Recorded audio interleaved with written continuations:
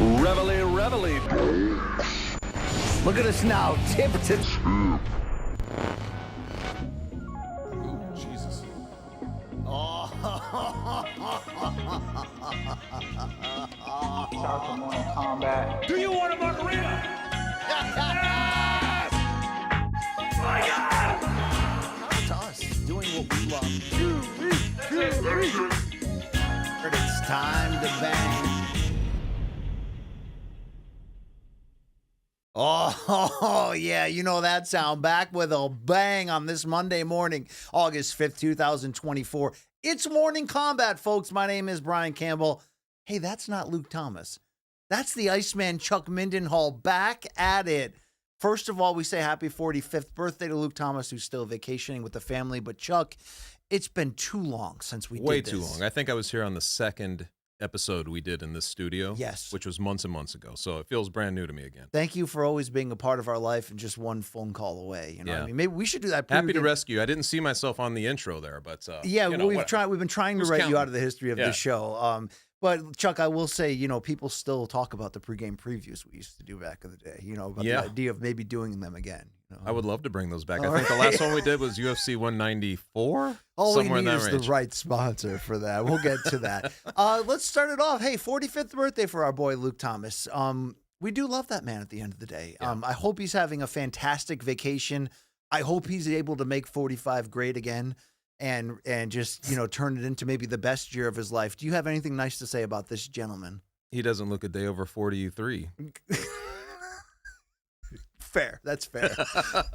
I'm happy he's no longer kind of guzzling Pepto-Bismol before the shows and all that stuff. I know that he's changed he's changed his lifestyle, and I think, you know, that's why he's aging so well now. Like he's changed it up.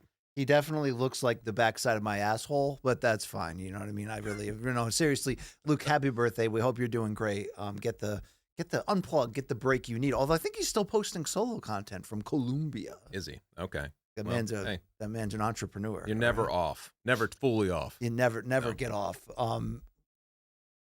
All right, Chuck, we got merch. You can go to morningcombat.store, and you can even go as far as using 10% off with our code LIVE10. Now, will those items make it to you? Yes, they will. RJ Dunkel Gangbang on the other end. Chuck, did they ever get you the merch that you deserve? I did get some merch, yes. Okay. Actually, I got a jacket that says Chuck on it. They kind of personalized it. I did. Are you serious? I'm serious. I meant to wear it today. I'll have to do it next time. What, is it a bomber jacket? It's a bomber jacket type thing.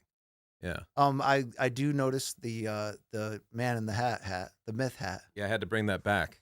I love it. Yeah. How many you got in rotation these days?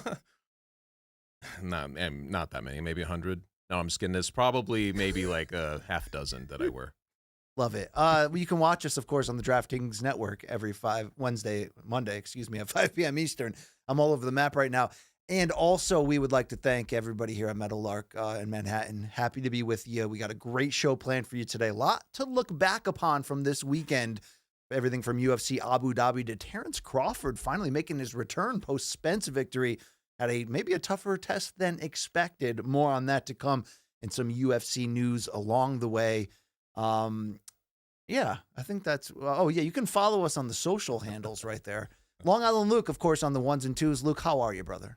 I'm doing good, guys. How we doing? What's up, man? I like this. This is a new element. This is like a new dimension. Do you know that he's not just the producer of this or director? I don't even know what he is. What are you, the babysitter of this podcast? Director. But he has his own podcast called The Main Card Minute. Big betting pod, this guy. Okay. Yeah. Shout out, Chuck. Give it a follow. All right, I will. I like Chuck Luke. He will not do that. It would not be a freaking chance. I'm very stingy with my follows. Yeah. So that's where it's at, Chuck. You know, I got 2 turntables and a microphone. How's your life and career? You know, if you've got 10 seconds, can you tell us, Chuck? It's all good, man. Still doing the Ringer MMA show, and you know, writing for the Ringer. So it's all the same. Whoomp. There it is. Hopefully, Chuck, as we are in maybe a down year for our industry or maybe a down era, hopefully, do you think it pulls out of the gutter? I mean, you know, there's a lot of money to be made in combat sports. In the gutter, but we're looking at those stars, BC. You know what I mean? Lying in the gutter. I don't know, man. We'll see. We'll see. Maybe they can make UFC great again. I'd really be into that. Although I did enjoy this card on Saturday. Okay. You like that card? I did. All right. You're about to tell me you didn't? No? No, I liked it. All I right. thought it came off fine, but I'm the Hater I wasn't McSkater sure. of Like UFC sometimes you land. get a little sarcastic off the top here. So I get All right. a lot sarcastic right there. I don't think I have anything else to pitch or pump. I mean, I can pump it more than once, but not on camera. You know what I'm saying? This isn't onlypipes.com, Chuck. You know what I mean? Chuck, I feel like I had something to ask you. Oh, what are you listening to, Chuck? You're like kind of a hip guy. I mean, what are you listening to? What you rocking on your iPod? My God, what am I listening to? I don't really think I've discovered too much new over the last. I'm trying to think. You know what? My daughter's got me. This is ridiculous because my daughter's like this artistic. She's going to UConn puppetry, all puppetry, a like puppetry this art whole, major. Yes, but she's somehow been roped into the Taylor Swift thing, and I've never actually listened to Taylor Swift until recently. And I got to say, she's pretty catchy. But that's a really disappointing answer for you. But the truth is, I haven't really been, on one of those missions to discover new music lately. Well, I go on these jags. No, not new, music. but like just discover music. I go on these jags where I do that. Yeah. I haven't done that in a little while. In Jacksonville, yeah. I've been deep diving the Doors on a level that I never have before, like a deep, aggressive level, like put the rubber glove on and maybe go elbow That's deep. that Delta 8. That's just. I mean, can you let Dad cook? Just let him cook downstairs. All right, that's what I'm saying. What are you liking from this?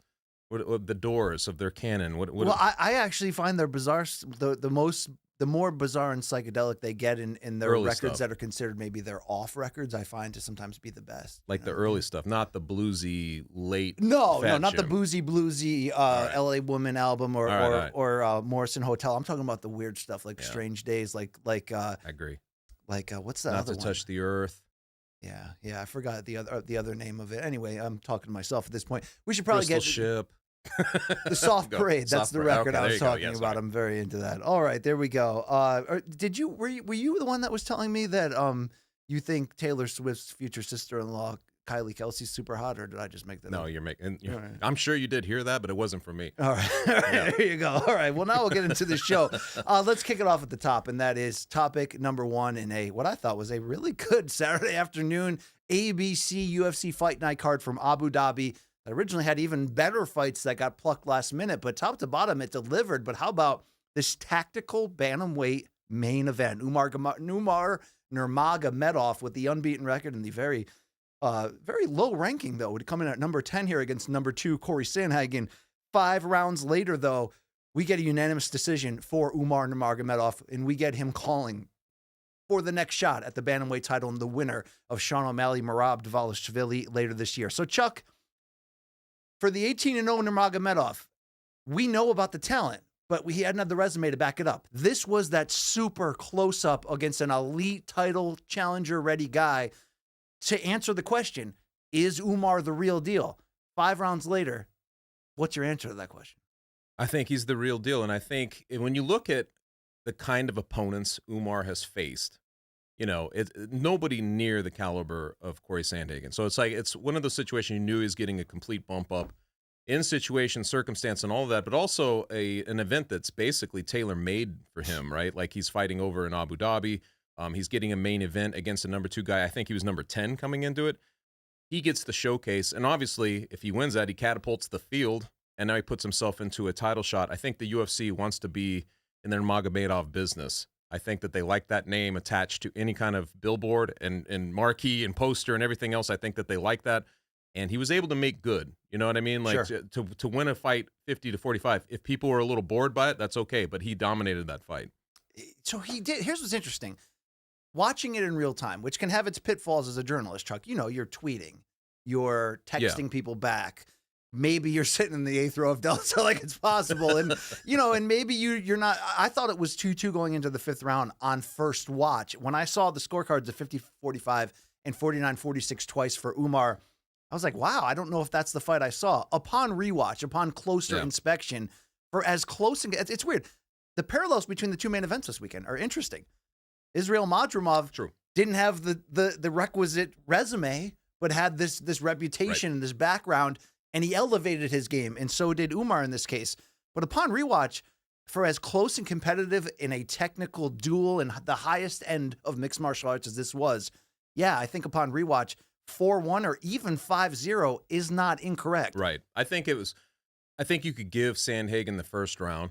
I don't know how you scored it, but I thought that you could give him the first round. But what happened in that fight was interesting. It was almost like a pattern developed, and you're seeing an exact facsimile, not exact, but a very close facsimile in every single round. The takedowns looked exactly the same. You always ended up with Sandhagen kind of sitting on the action, trying to get out of it, able to get out of it, forcing it to stand essentially. And I think the big surprise, if there were two surprises in this fight, one was that on the feet, Umar Nurmagomedov outstruck Corey Sandhagen, who has boxing gloves tattooed on his leg. Sure. I mean, this is a guy who really believes in his boxing. And also in the championship round, Sandhagen had been, I think this was his 5th fight in a row where he'd been in the championships rounds. 3 of those had went the full distance. I fully believed that if it went into the championship rounds, Sandhagen would have the advantage late. That wasn't the case. It was actually Umar at the end kind of running away with it, which to me was a surprise. That told me a lot about his conditioning, where he's at as a fighter, and his preparedness for this. Well, that's going to lead me to a few questions. Let's start first. You mentioned that the UFC wants to be in the Nurmagomedov business, as they should. And by the way, Usman, another cousin, was in the corner of the Bellator champion. I'd love to see him get to the UFC and see what he can do too. But Khabib was back as Coach Khabib. And Chuck, it's not only great for business when Khabib's walking back out after the somewhat abrupt retirement and all that, but I think it's so much better for the fighters when he's in their corner. There is a presence. Khabib has taken the role of his late father, Abdulmanap. Let's go to this great clip before round 5. Khabib was not afraid to get in that ass of Umar at any point in this fight, and let's hear it. Who's the man? You got to show him. You're so much better than him with your hands. You understand? This is the champion round. You cannot let this go. It does not matter what happens. You have to go for this. So far, you showed me. You know, I mean, maybe Khabib's got financial reasons to be back. I'm happy to see him either way, Chuck, okay? But my point of setting that up is I love seeing him back. He's a huge asset. He knows what he has in his cousin here, Umar.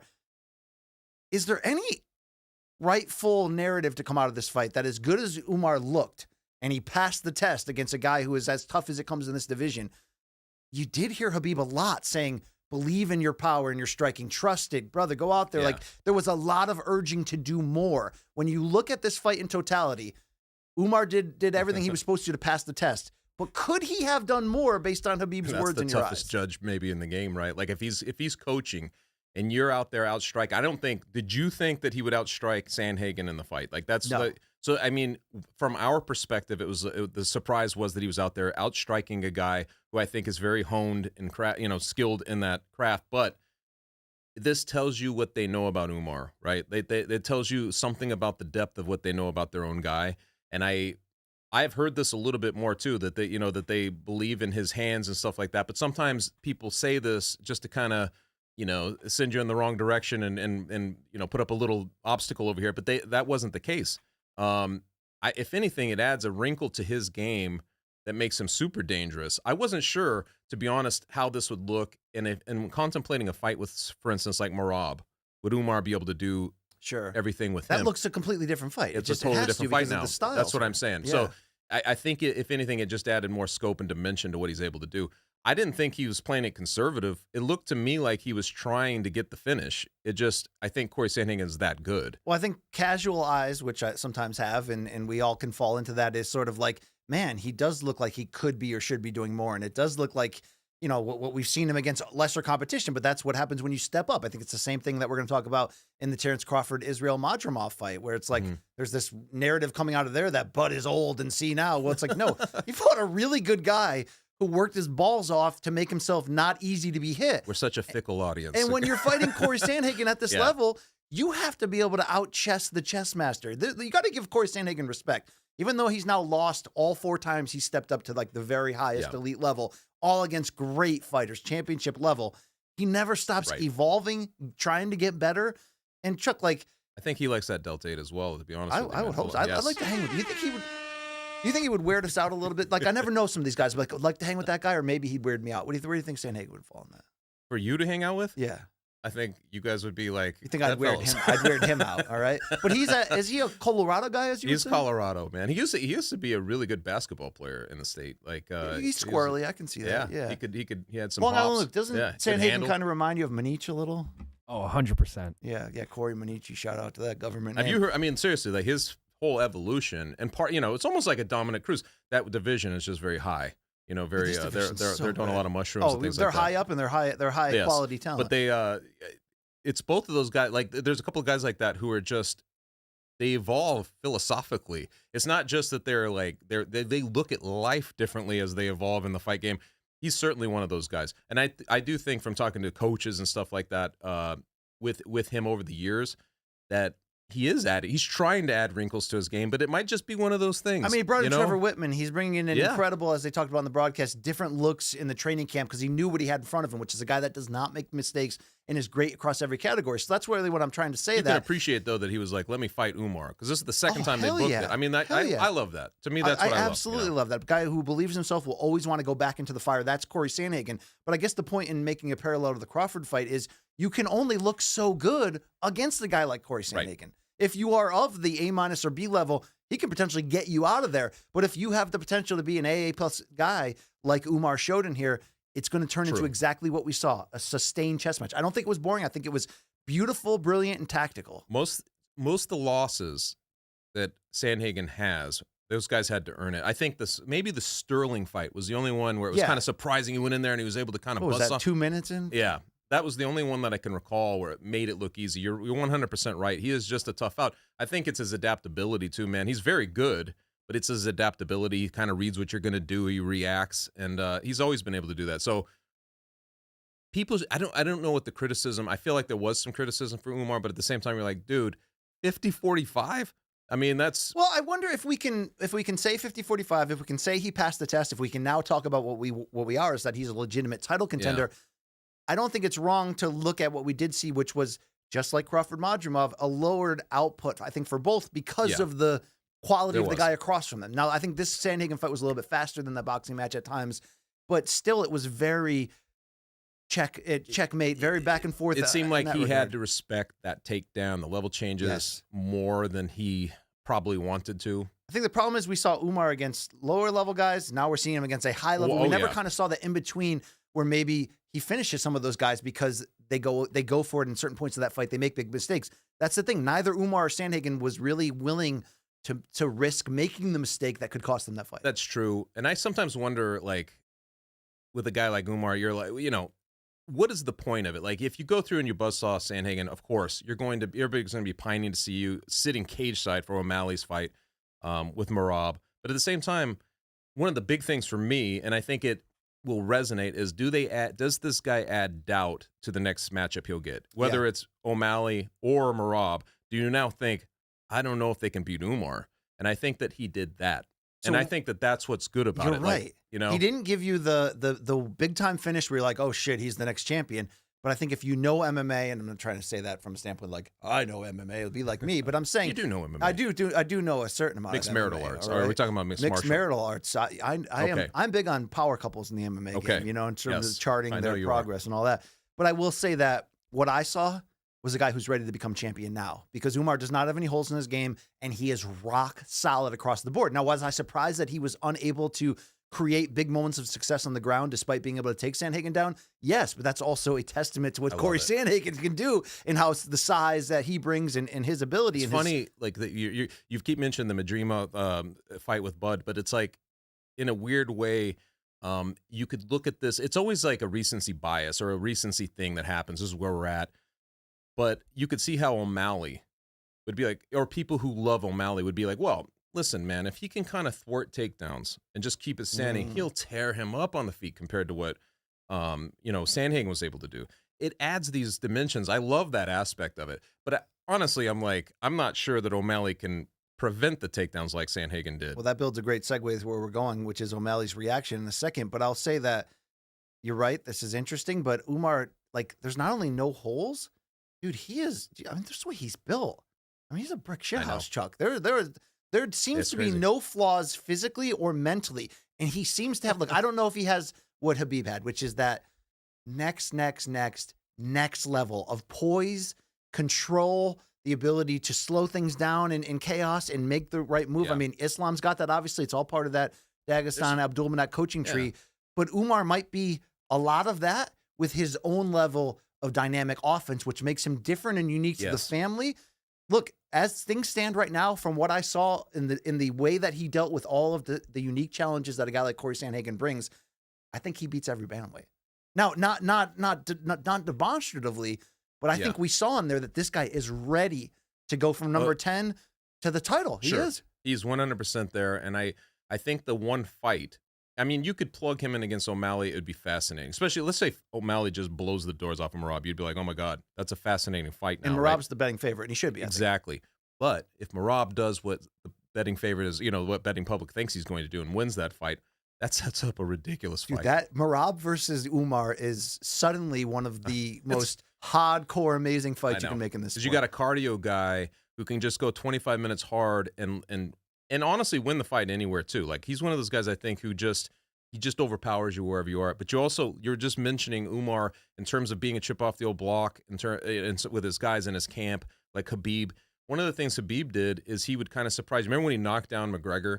He knocks him down with a punch, and you're like, whoa, that's not supposed to happen. Exactly. Of all the things, all the scenarios are supposed to happen, Umar's got that. He's got this weird, he's subtly better than you, even at your game. And like, it's a weird thing. Too, on top of that, and the discipline to wrestle. So, I don't know if he's as fully... Is he more well-rounded than any Nurmagomedov? I'm trying to figure it out in my head. I mean, Islam's pretty damn well-rounded. Islam's striking game has gone up into Khabib, too. Khabib found a way to make his striking game elite, even though it was unorthodox and not very diverse. True. It's a tough one. I think that we need to see Umar. This was the first big evidence. I mean, going against Barcelos or like Kelleher, you get some information, but not a ton. You get your information in a fight like this. I think you get more on the next one. I'm not sure to make the full comparison to Khabib or even Islam. I think we need to see him a little more, but he certainly looks like he has. It's almost like there's another gear, and it's a gear to meanness, like just no nonsense, like tenacious. Like, there's something in those guys so humorless, cold, it's exacting. The meanness is the best way to say it. It's weird though. They had like that debate, all those guys have that demeanor. They had to that debate on the DAZN broadcast when talking about Terence Crawford. And it's right. Crawford has this like backbone to him that is like, I'm just not going to let you one up me in anything. Yeah. And if you have a moment, I'm going to have 2 moments after it. Umar, and that goes back to the way that these guys are wired. And these guys, not just the guys from Dagestan, but specifically this tree, what they're building is a family dynasty here. And it's incredible to see. Could you, even though Islam's not a blood relative, right? He's more of a friend. Yeah, just a friend. Brother, friend. But imagine if they had Islam, Umar as champions at the same time. And imagine if Usman Nurmagomedov came behind them and joined the UFC, who he could be a run, he could be a potential title contender. It's crazy to see. Some of it feels inevitable. It does really feel inevitable. Let's hear Sean O'Malley now. This was on his YouTube channel, I believe, immediately after giving his reaction to what he saw from Umar. Spoke about the champion Sean O'Malley. What do you want next? Just give me title shot. O'Malley, Riyadh, or someone else. It doesn't matter. I'm here. This guy's fucking smart. Now, guys, talk. All right, boys. Umar got the job done. Pretty close fight, in my opinion. It looked like he did win, but again, that was a very close fight. Corey is, in my opinion, one of the pound-for-pound best guys in the world. So for Umar to be ranked number 10, a lot of the guys wouldn't fight him. So I'm not surprised that he didn't really have any high-level fights up until this, or at least high-level popular opponents. No one in the UFC wanted to fight this guy. Incredible performance by both guys, really. Corey did a really good job shutting down that Umar's offensive takedowns and wrestling. Striking was pretty close. Umar looked like he landed a harder shot. Overall, I mean, that's as high level as a fight as it gets. Me versus Umar next? Question mark? Hashtag we'll see. LOL. Figgy called me out. Eli and Max are going to fight soon. Undefeated Umar, 18-0 versus undefeated Sugar Show, 19-0. Beat a Dagestanian. I wouldn't mind that. That'd be a real good way to get at Conor. Ooh, imagine how jealous he would be. That might just be, I might just go whoop Umar just for that reason alone. Could be a potential massive next. Dude, I have to say, Sean O'Malley's starting to grow on me. I never really connected. Wait, were you reluctant to appreciate him? I never connected with his shtick and his character, if you will, of what he's selling to the people. I know that fans love it. I'm starting to like his humor and his cleverness. That's a big-ass comb his daughter had there. Yes. Shout out to Umar there. Do you echo what he said when he said, look, nobody wants to fight Sandhagen, so almost this one victory for Umar raises him all the way up. Do you agree what he said, that Sandhagen's basically pound for pound level? If he doesn't have the breakthrough wins that keep him in there, do you think ability-wise, though, he is sort of top 10? I think so, and I think, a guy like O'Malley is a student of the game, probably sees it. analytically, like he can look at it and say, like, I can see what this guy does, X's and O's. He's very good. I think that he is among the very elite. He's also weird, though, because you mentioned it. He kind of gets into a penultimate spot. I think he looked at this. It was kind of punching down, right, because the guy's number 10. But he knew Umar had a lot of juice going into this fight. If he takes that, he can solidify himself as a title shot, all that stuff. I think he's kind of in that Dustin Poirier world of, like, he is. Like, he's like, he can beat the guys to get you there. Then he kind of falters when he gets to the big fights. I mean, his losses are Aljamain Sterling, TJ Dillashaw, Piotr Jan, and now Umar Nurmagomedov. Yeah. I can't say that without bumbling. I'm sorry. Umar Nurmagomedov. Umar, I believe. That is the top of the pops. Yeah. I mean, that's the best you get. And I mean, does he have another run at 32? I think so, because he is only 32. But this is why I mentioned Poirier, because Poirier is, 35 or somewhere in that range. More mileage. And we've seen, exactly, more mileage. And I think we've seen what Poirier can do. It doesn't necessarily take away from you in today's UFC from getting back there. A couple wins, he could be back there. I think his resolve is to get back there. He even said that afterwards. He's like, now he's really good. He's ahead of me, and I have to get back to him, Yeah. I think that resolve will help him. I do think he has another run in him. What remains to be seen is if he'll ever really do that, or he'll become a Dustin Poirier, which is totally fine. Sure. You can be a fan favorite. Or the Dan favorite. Hooker of the lightweight era. Or the Dan Hooker, Well, these guys are completely respectable fighters. They're very good, I think Sandhagen's even better compared to his own division than Dan Hooker was. No disrespect. All right, look, if it's Umar versus O'Malley, it's a monster fight that we must see. We just talked about the potential style matchup that it could be if it was Merab versus Umar. Merab and Sean O'Malley are going to meet, of course, in September at the Sphere. Here is Umar after the fight being asked who he would prefer to face. They said I'm next for the title. I am #1 contender. I will fight for the title next. Doesn't matter it's gonna be Merab or O'Malley. Be careful, guys. I coming for you. Doesn't matter who gonna be next. I coming. Would you rather fight Merab or would you rather fight Sean? If I will choose, they will think I scared one of them. That's why I want to fight with both of them. I don't scare no one. Doesn't matter. Even if boss, I will fight. I will smash them both. He will smash them both, and that's what you're supposed to say when you're from that. I love that he's got that voice. That's great. It sounds like he's speaking on 1.5 speed the whole time. Chuck, let's talk about the larger picture, because related to this is a very important bantamweight fight that we also saw on Saturday's main card. And by the way, the bantamweight division is still the deepest and best in the world at the moment, and that's former flyweight champion Deiveson Figueiredo edging out Marlon Cheeto Vera on the undercard to improve now to 3-0 at bantamweight. Remember, he left the flyweight division following the 4 title fights with Brandon Moreno, of which he won 1 of those, a draw, and 2 losses. But now he's got 3 straight wins here. And then he called for a title shot of himself. So first of all, Chuck, I want to get your opinion here. Figueiredo's doing what you don't normally do, which is get older in age to his late 30s and reinvent himself in a new weight class. The higher one, right? Decidedly smaller. We have a highlight of the knockdown that seemed to really push him forward in round 3 of a very close and competitive fight. And this shocked the MMA world because no one does this to Cheeto Vera. He's never been knocked down, as far as I know. What can we say about the viability here of Figueiredo as a bantamweight title contender? I think it's legit now. This was the fight I needed to see, And it's funny you mention it, man, because this is an era of the UFC where there's very strange outlier examples of things that don't traditionally happen. You have Alex Pereira, who did the exact same thing. 185, loses his belt, goes up to 205 as a 36-year-old, guy who's been in a lot of wars from the kickboxing world, now owning it, right? Like he's one of the UFC's biggest stars, winning all these fights. He goes up in weight. Now you get Figgy, who's coming around, and I always thought, maybe he's more suited to 135. Obviously, he had his issues at 125.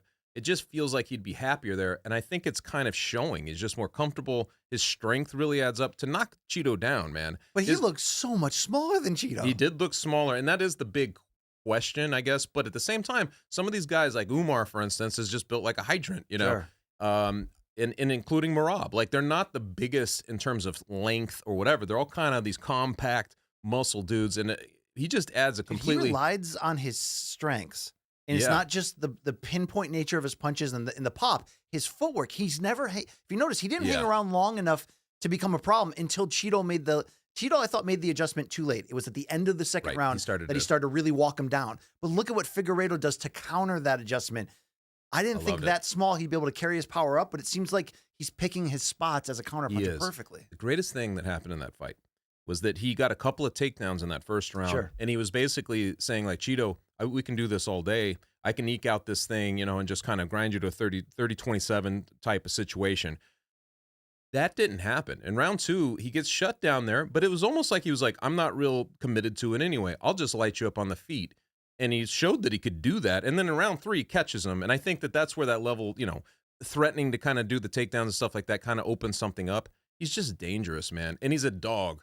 I would not have expected that he would move up in weight here, look to be the smaller man every time, and then beat Rob Font, which is not an easy debut, right. Submit Cody Garbrandt. You can say what you will about what Garbrandt has left, but it's still not an easy fight. This was supposed to be the fight that corrects that, where you say, okay, hey, nice job trying to make a run here. Instead, he passes this test as well. So 36, I believe, 3-0 in the division, former champion. What do you do next? Now, it's going to be Merab versus Sean. It seems like they're telling us Umar already has the winner, and we've already talked business-wise. I think they set it up, that last name, Nurmagomedov. But you could almost argue you could that 100% Figgy Umar that. should be the next fight because Umar doesn't have as many big-name wins, not even close to as many big-name wins. That's what I was thinking, is like if you compare the resumes, like I was mentioning, Kelleher or Salos, like those types of names, that's all good. You get in there, you got Sandhagen. Now that's his first big name. But if you really look at it, to me, in my mind, Rob Font, Garbrandt, these are bigger names. You're 3-0 with a clear escalation of really big names. I think that you could make that argument right now that he deserves, if anybody's going to be waiting in the, cage side at the Sphere next month, it could be Davison Figueiredo. I just feel like the UFC is expediting Umar into the situation for reasons that we've talked about. But I also don't like that matchup for Figgy against Umar. I think so them fighting together, against each other. It has to be I think for Figgy to truly get the title shot and potentially have a chance to win, it's got to be matchup dependent. Umar. There's some size I agree issues, with you, man. but I think you could almost, this is true. And I think if there's going to be somebody who exploits that size issue, it's going to be Umar, who or somebody like O'Malley with the range. I mean, there's a lot going. I thought Cheeto was the perfect matchup because he could exploit the technical gap between them and the speed. If I'm O'Malley, and I mean, he's been like, I love watching that clip because I hate the Muhammad Ali things, but like you reference the Muhammad Ali because he was always like brash and like, I'd take on any of these guys. Sure. They always had a word for whoever was coming up. I love that kind of thing. I feel like O'Malley gets that. Like he always is like, yeah, I'm not afraid of Umar. What do you look at this little twerp? Look at this twerp. I'll treat him like a paper football. Flick him out of here. Like get your guitar on the MTV. That ain't working, right? But it's like I love that. But if he beats Merab and somehow he fights Davison, like I would think that would feel to him like this really favors me having an era. I'm going to be able to run with this for a while. It would be. I would think that he would think. Look, I'm feel still good about not that over matchup. Being amazed that Figueiredo was able to win back his title at 34 at 125, being barely able to make weight against a guy who had just finished him, right? Yeah. I think he had finished him, right? Moreno submitted him in the second fight. And then the third fight, he comes back and wins the title back at 34. Dude, that showed you that it's not just this flashy dude who talks a lot of shit. Man, he's a warrior and he can back it up. This reinvention is really fun to watch. It is.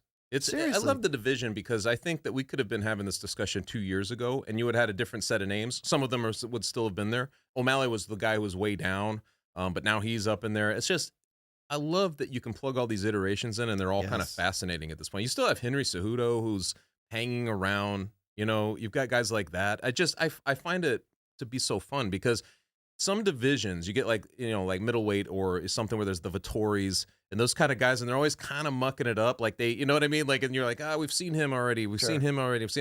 It's so wide open at bantamweight. It really is. In Figueiredo, for whatever he lacks, he's sharpening and leaning on everything he does bring, and it's fun to see. It's great to see. I love this division. Did Jose Aldo just get a fight announced? He does. This Batista, I believe, is fighting. Mario Batista. Yeah, I don't like that fight for him.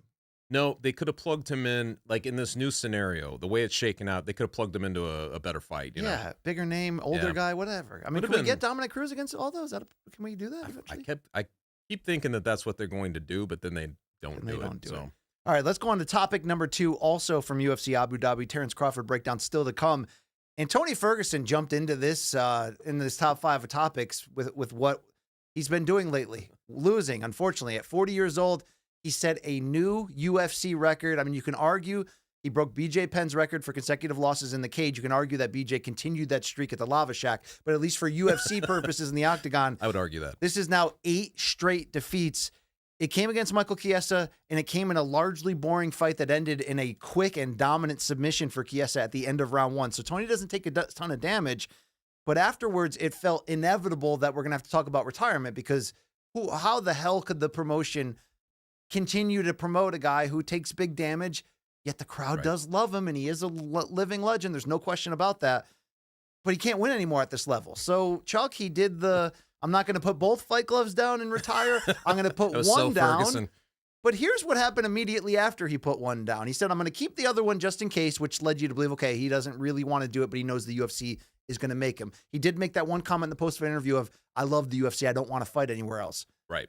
Then he punched the glove on the ground that he left. And then as he was walking out the arena, they started to change. Let's watch the first Ferguson video here. Tosses the glove he kept. I would love to have caught that. That's worth some money.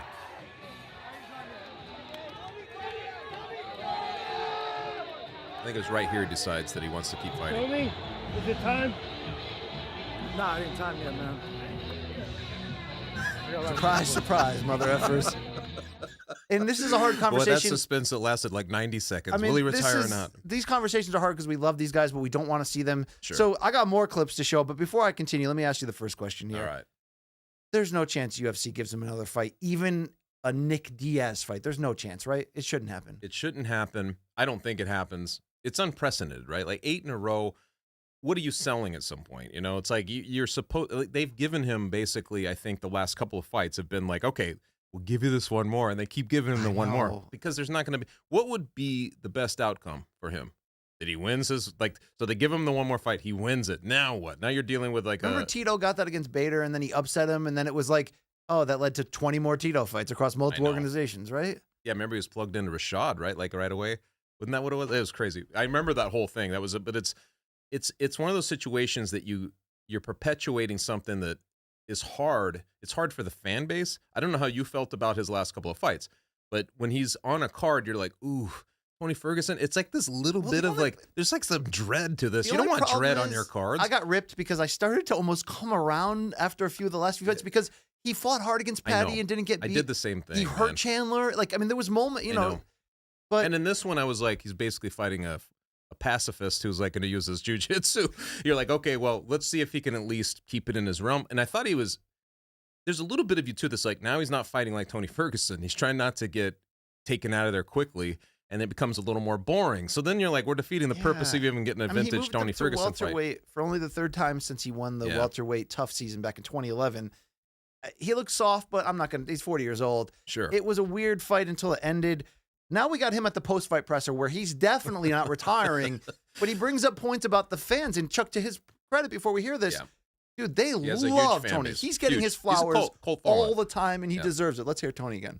Look, we know what Dana said, right? And at the end of the day, he's the one who gets to call those shots. If the UFC say to you, I'm sorry, Tony, no more, what do? Do you consider competing for other people? Do you call it a day on that, or what do you do? I talked to my homeboy Lloyd right there, and what we do is we go do something else. And I'm going to be real. If those fans out there are willing enough to come out here and fly and spend thousands of dollars to come watch me compete somewhere, I guarantee you they're going to follow me somewhere. And that's the humblest thing I can fucking say, because no matter where I'm at, no matter what I'm doing, I'm going to get better and better and better and better.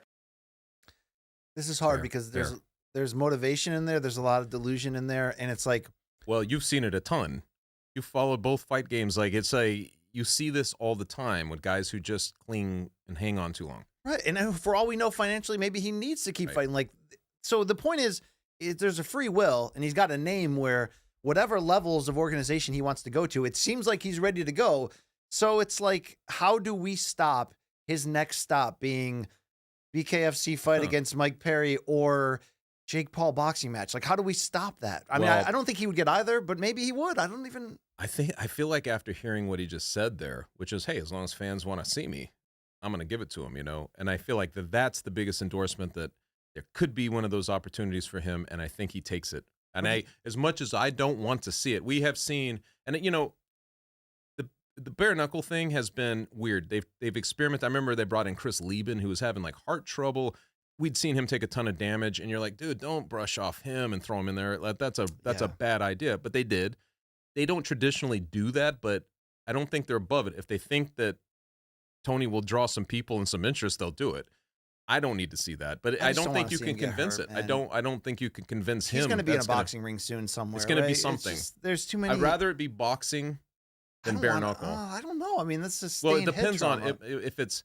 You're right, but I mean, if it's against some equivalent in a boxing room with the bigger gloves, maybe. But I mean, I don't need to see it. I'm not trying to advocate. I'm just saying if he's going to do it based on like fan interest and him watching him make that walk again, I hope it's something that you feel better about than just him going in there and getting mauled. Yeah, weird coincidence though. His longtime rival, the guy he never got to fight despite 5 meetings, Habib Nurmagomedov, was there on the card, and they did ask him for his words about Tony and where he's at in his career afterwards.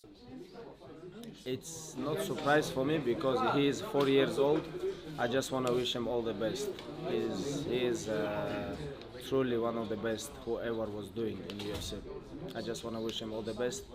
And his life's just beginning, what I think, because he's just 40 years old and he just finished his MMA career. Now it's gonna be different life, much better life. Of course, in prime, my prime and his prime, it's supposed to be a very interesting fight. But what I can do, it was he have couple time injuries, I have couple time injuries. It is what it is, you know. Sometimes we have plan, but God have His plan, you know. And we cannot control this.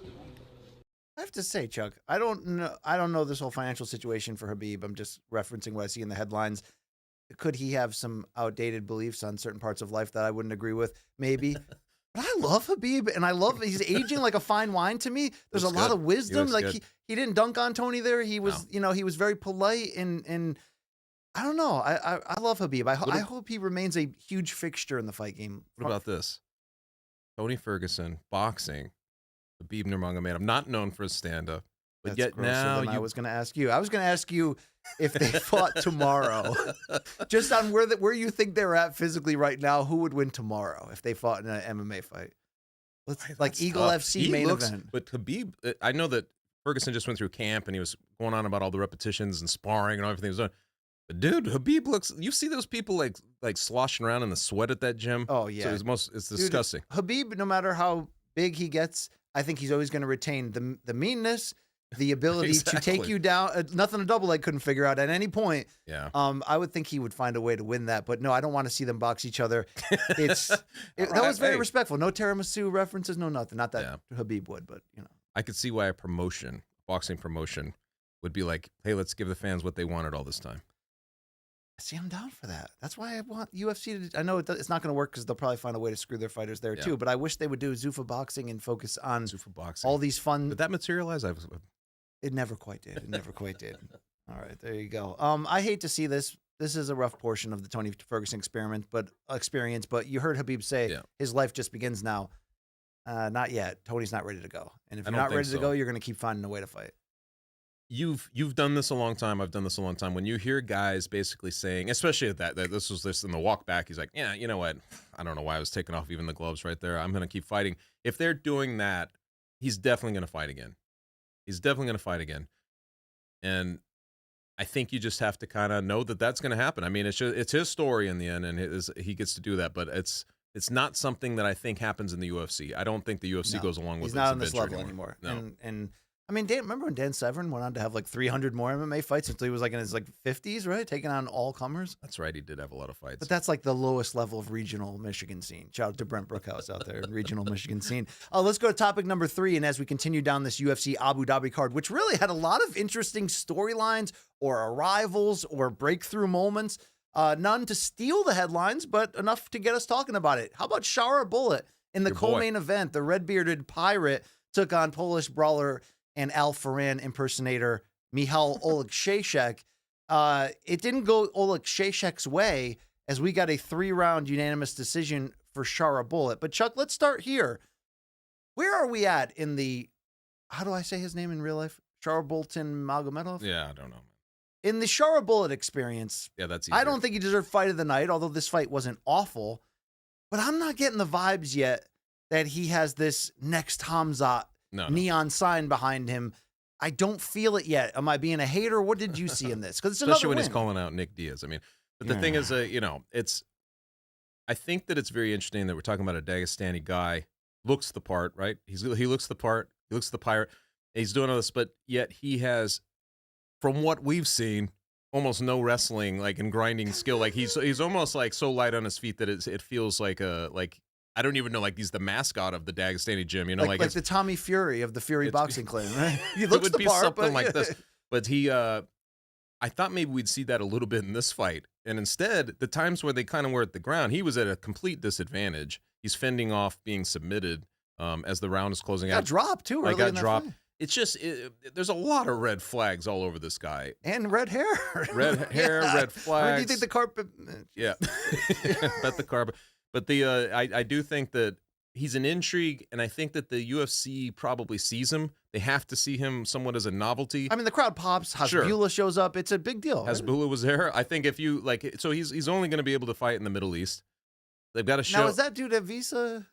I never know Visa. anymore. He was in the States filming a movie before this, so I think it might be the fact that he only has the one eye, but I don't know.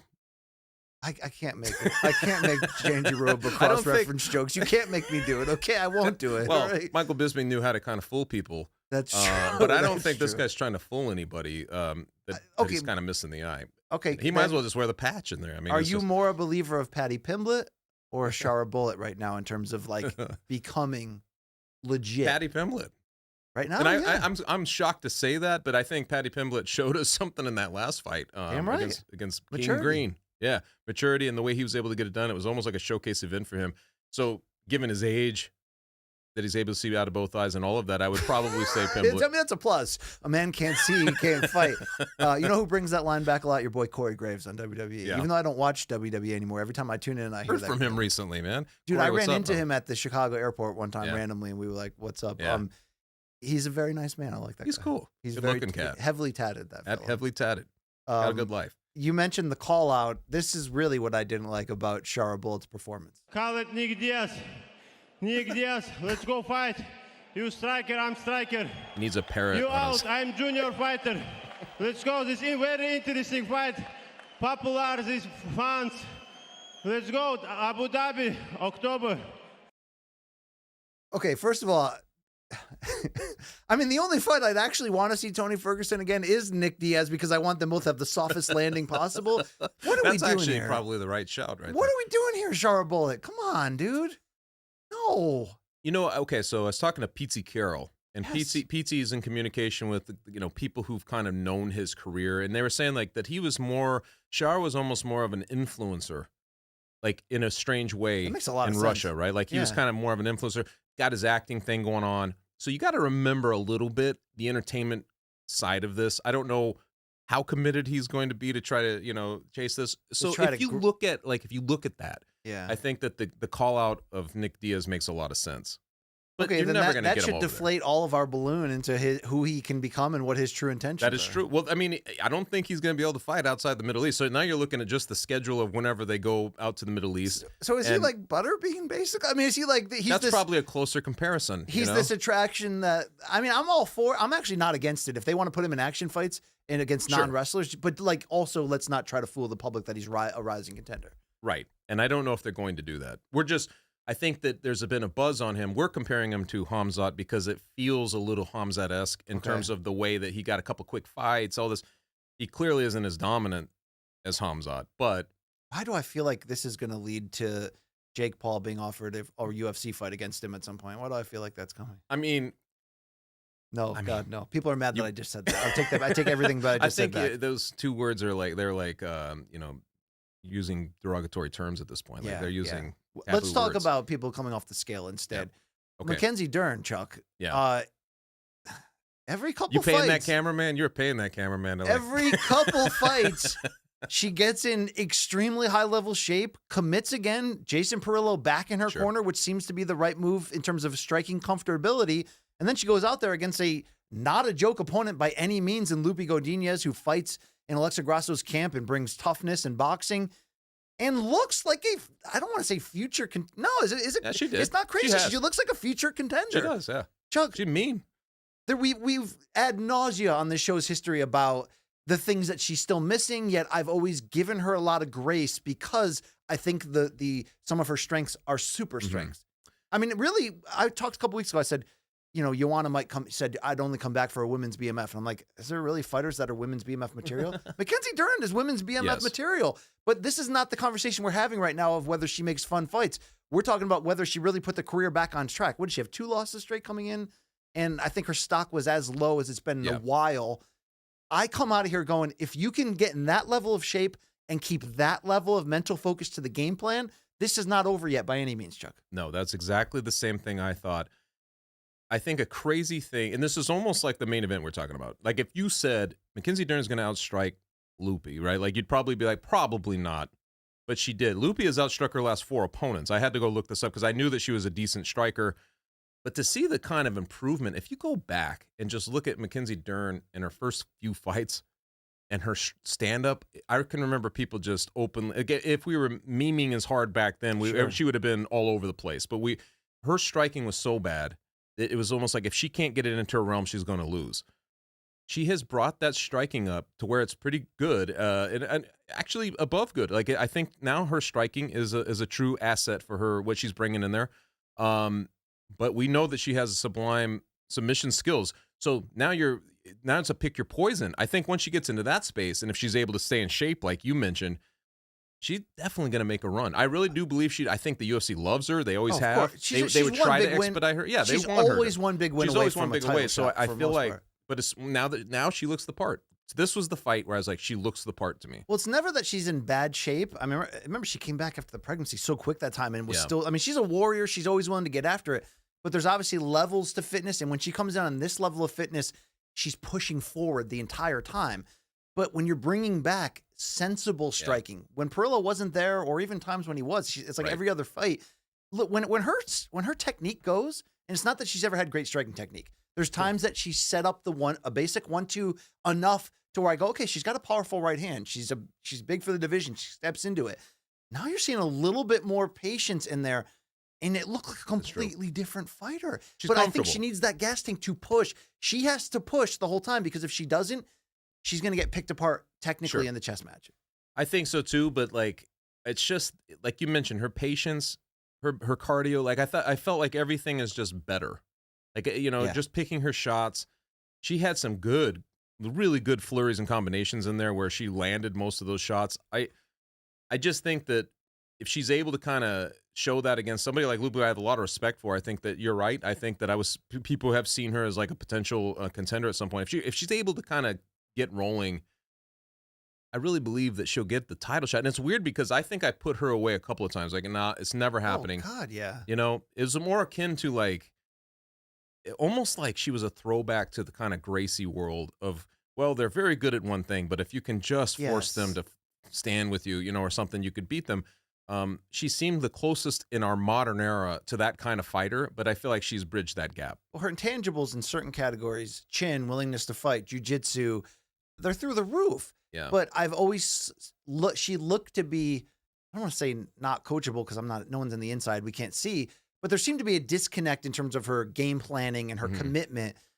This fight seemed better. And by the way, I thought when they were walking to the cage, I suddenly was like, man, Lupi's better than I remembered. Like I was looking at her resume and I'm like, this could be a disastrous loss if Dern doesn't step up and do this. So she did. Now, obviously, and she even said it in the post-fight interview, the key is going to be consistency. Can she be this dialed in? I don't know, Chuck. I don't know. But there does seem to, would you agree, without knowing the insides of her life in camp, there seem to be pockets of chaos that come out, and they definitely seem to affect her willingness to like buy into that next level of game planning, patience, poise.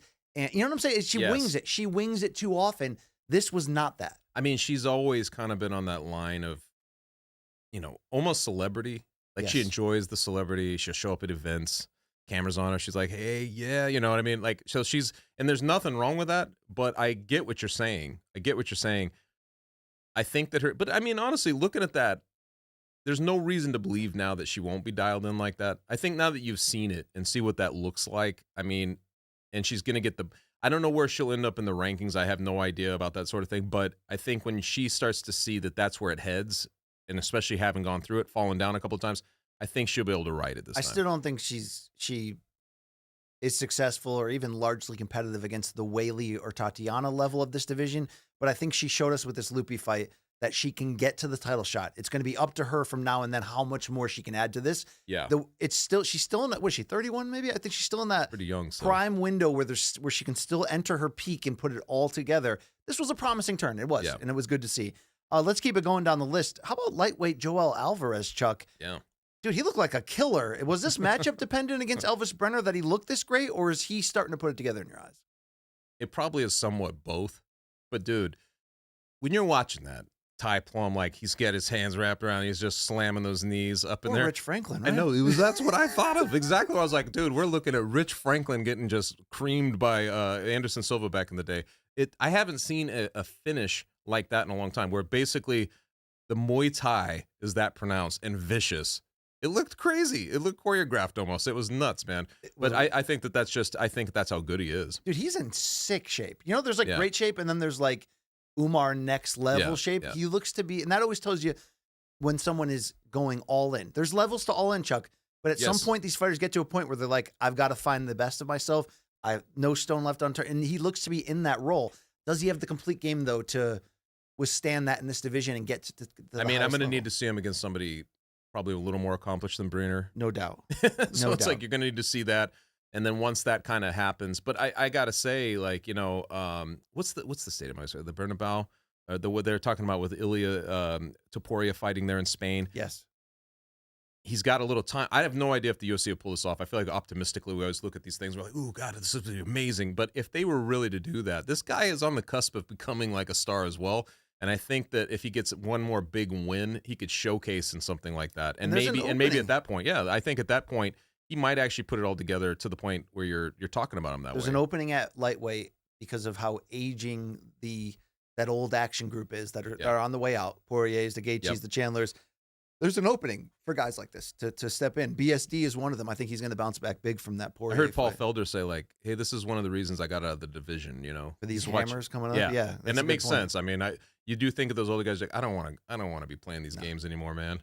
No. One more from that card. I want to pick your brain on this because I really don't think I had heard much about this guy, and he really jumped out. Light heavyweight Azamat Murzakanov, 35 years old.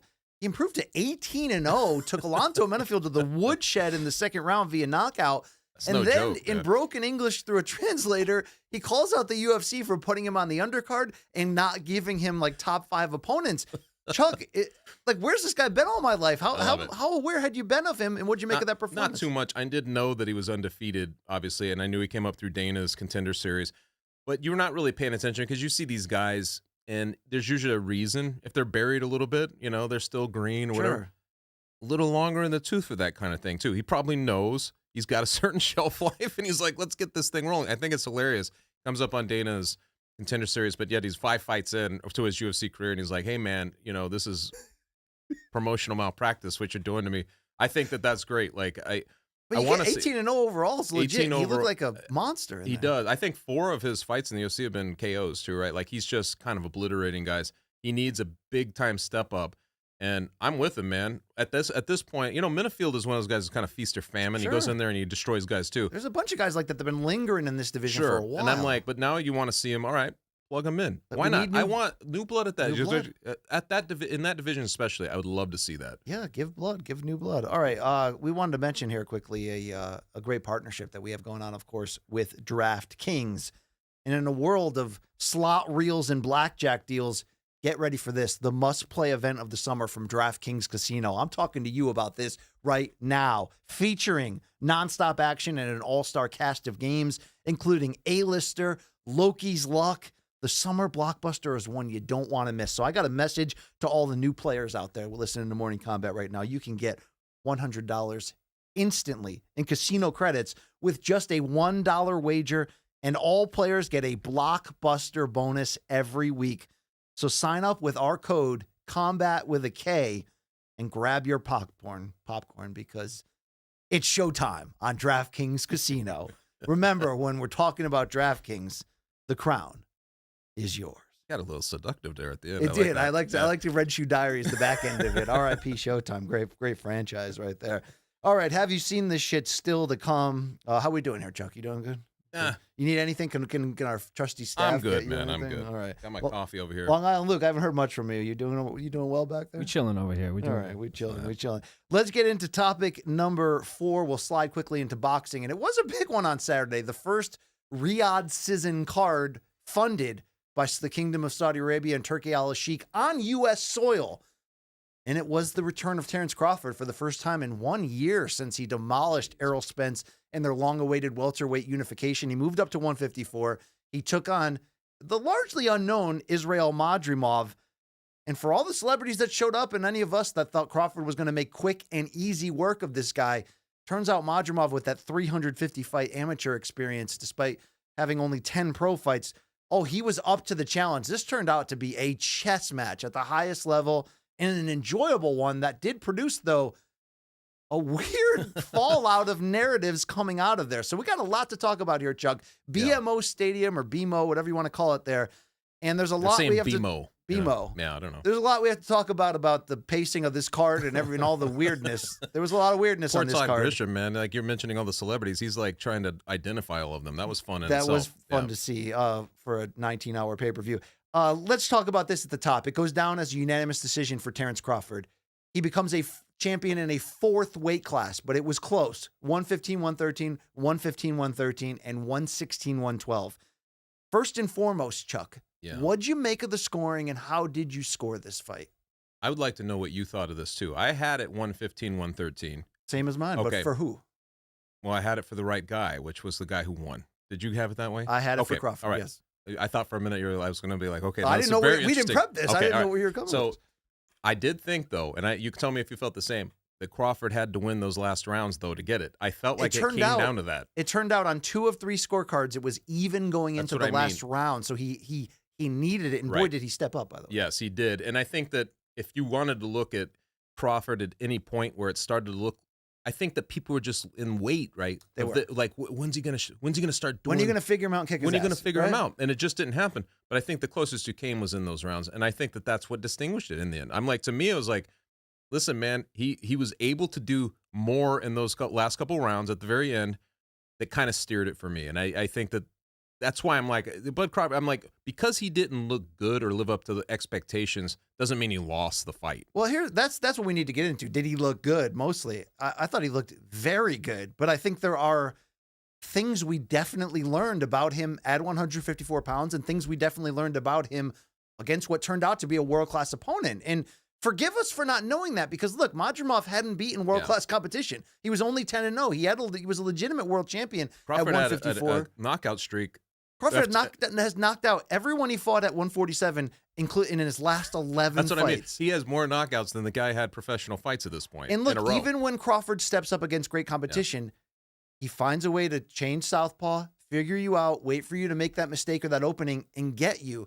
What made this fight what it was, which I thought was technically brilliant. Not an overly through-the-roof classic of entertainment, but those that know, like, you got to see a lot of the greatness from Terence Crawford need to come out, just not in the way that people thought. People thought, okay, he'll just step on the gas.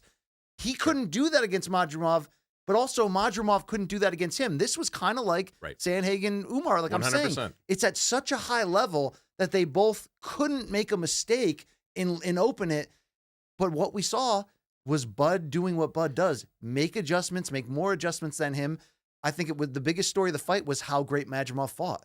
I scored it 7-5 for Terence Crawford. I did rescore it again on the train this morning to get a, non-distracted look, and I came out the same way. Yeah. Do I think there's a ton of close rounds? Yes. Do I think a score for Madrimov or a draw is crazy? No. If you had it 7-5 Madrimov, Chuck, there's rounds you could. I know. Trust me. They both risk something. By playing it so surgically and so carefully, you always risk what's going to happen on the scorecards, because when you lower the output for yourself and your opponent, you're judging on such specific moments of apples and oranges comparisons. When you go back and rescore, do you just do it with no sound?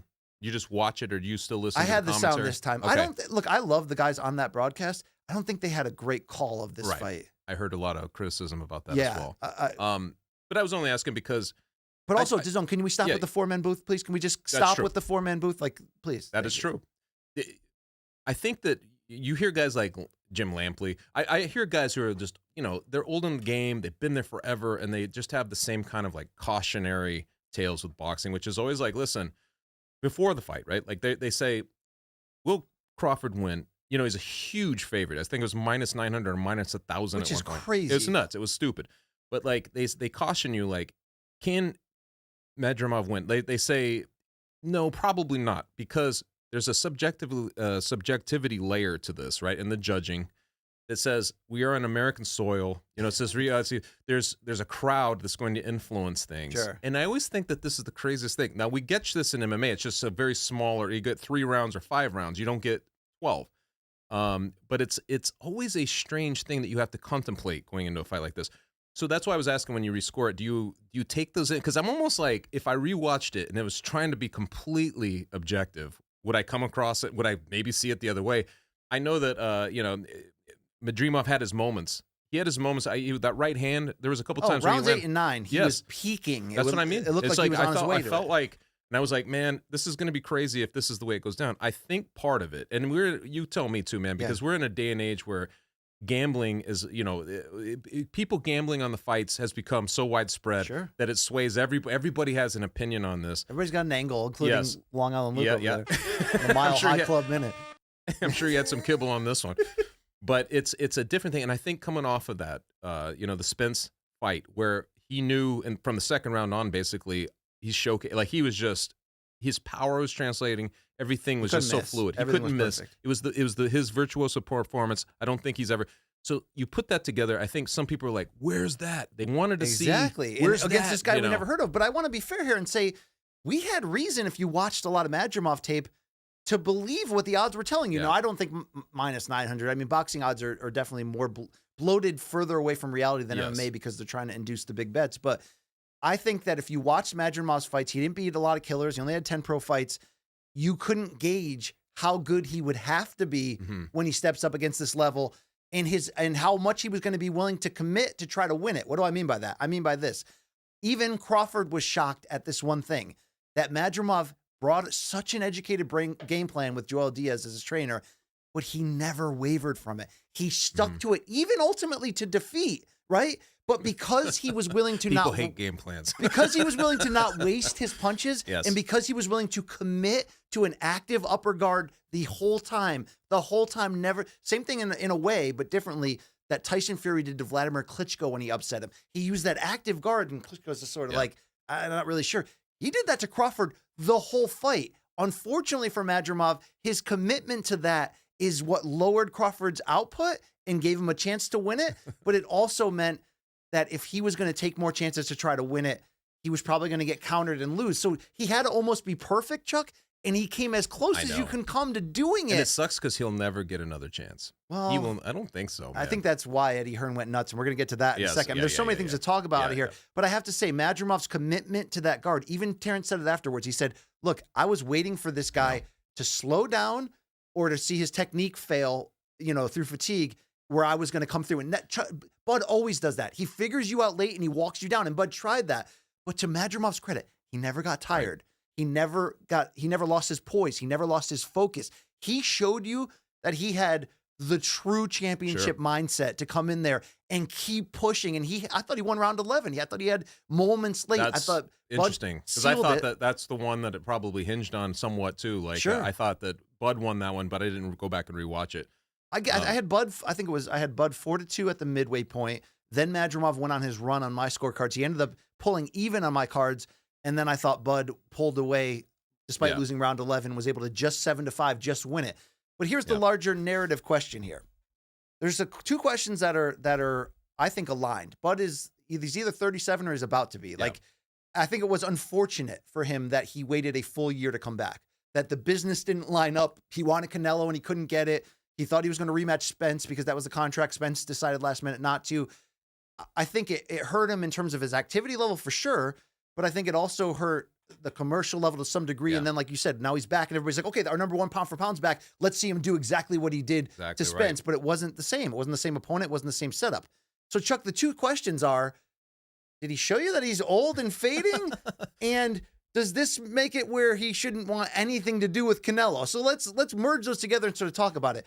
Chuck, I don't think that this meant he was old or that this performance made him look bad. In fact, I give Crawford credit because he had to bite down and dial down on his focus to the craziest level and was still able to find moments against a guy who was so defensively responsible. We had no business understanding that Madrimov could be that good that he was on Saturday because he hadn't had to against any pro opponent. But to his credit, he raised his level all the way up where Bud had to face that, still figure out a way to win against a bigger opponent, and still was the guy landing the better, bigger punches late.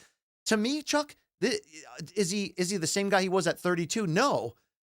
But there's levels to this game, and he not only moved up a division, he fought the surprise of the division. He fought a world-class guy, and he still found a way to beat him. I appreciated it at this level. I think that's great because that means you are a true purist. I get tired of people just like, oh, you know, he didn't perform well, or they see something that's disappointing. And you know what, man? I know we're going to talk about this.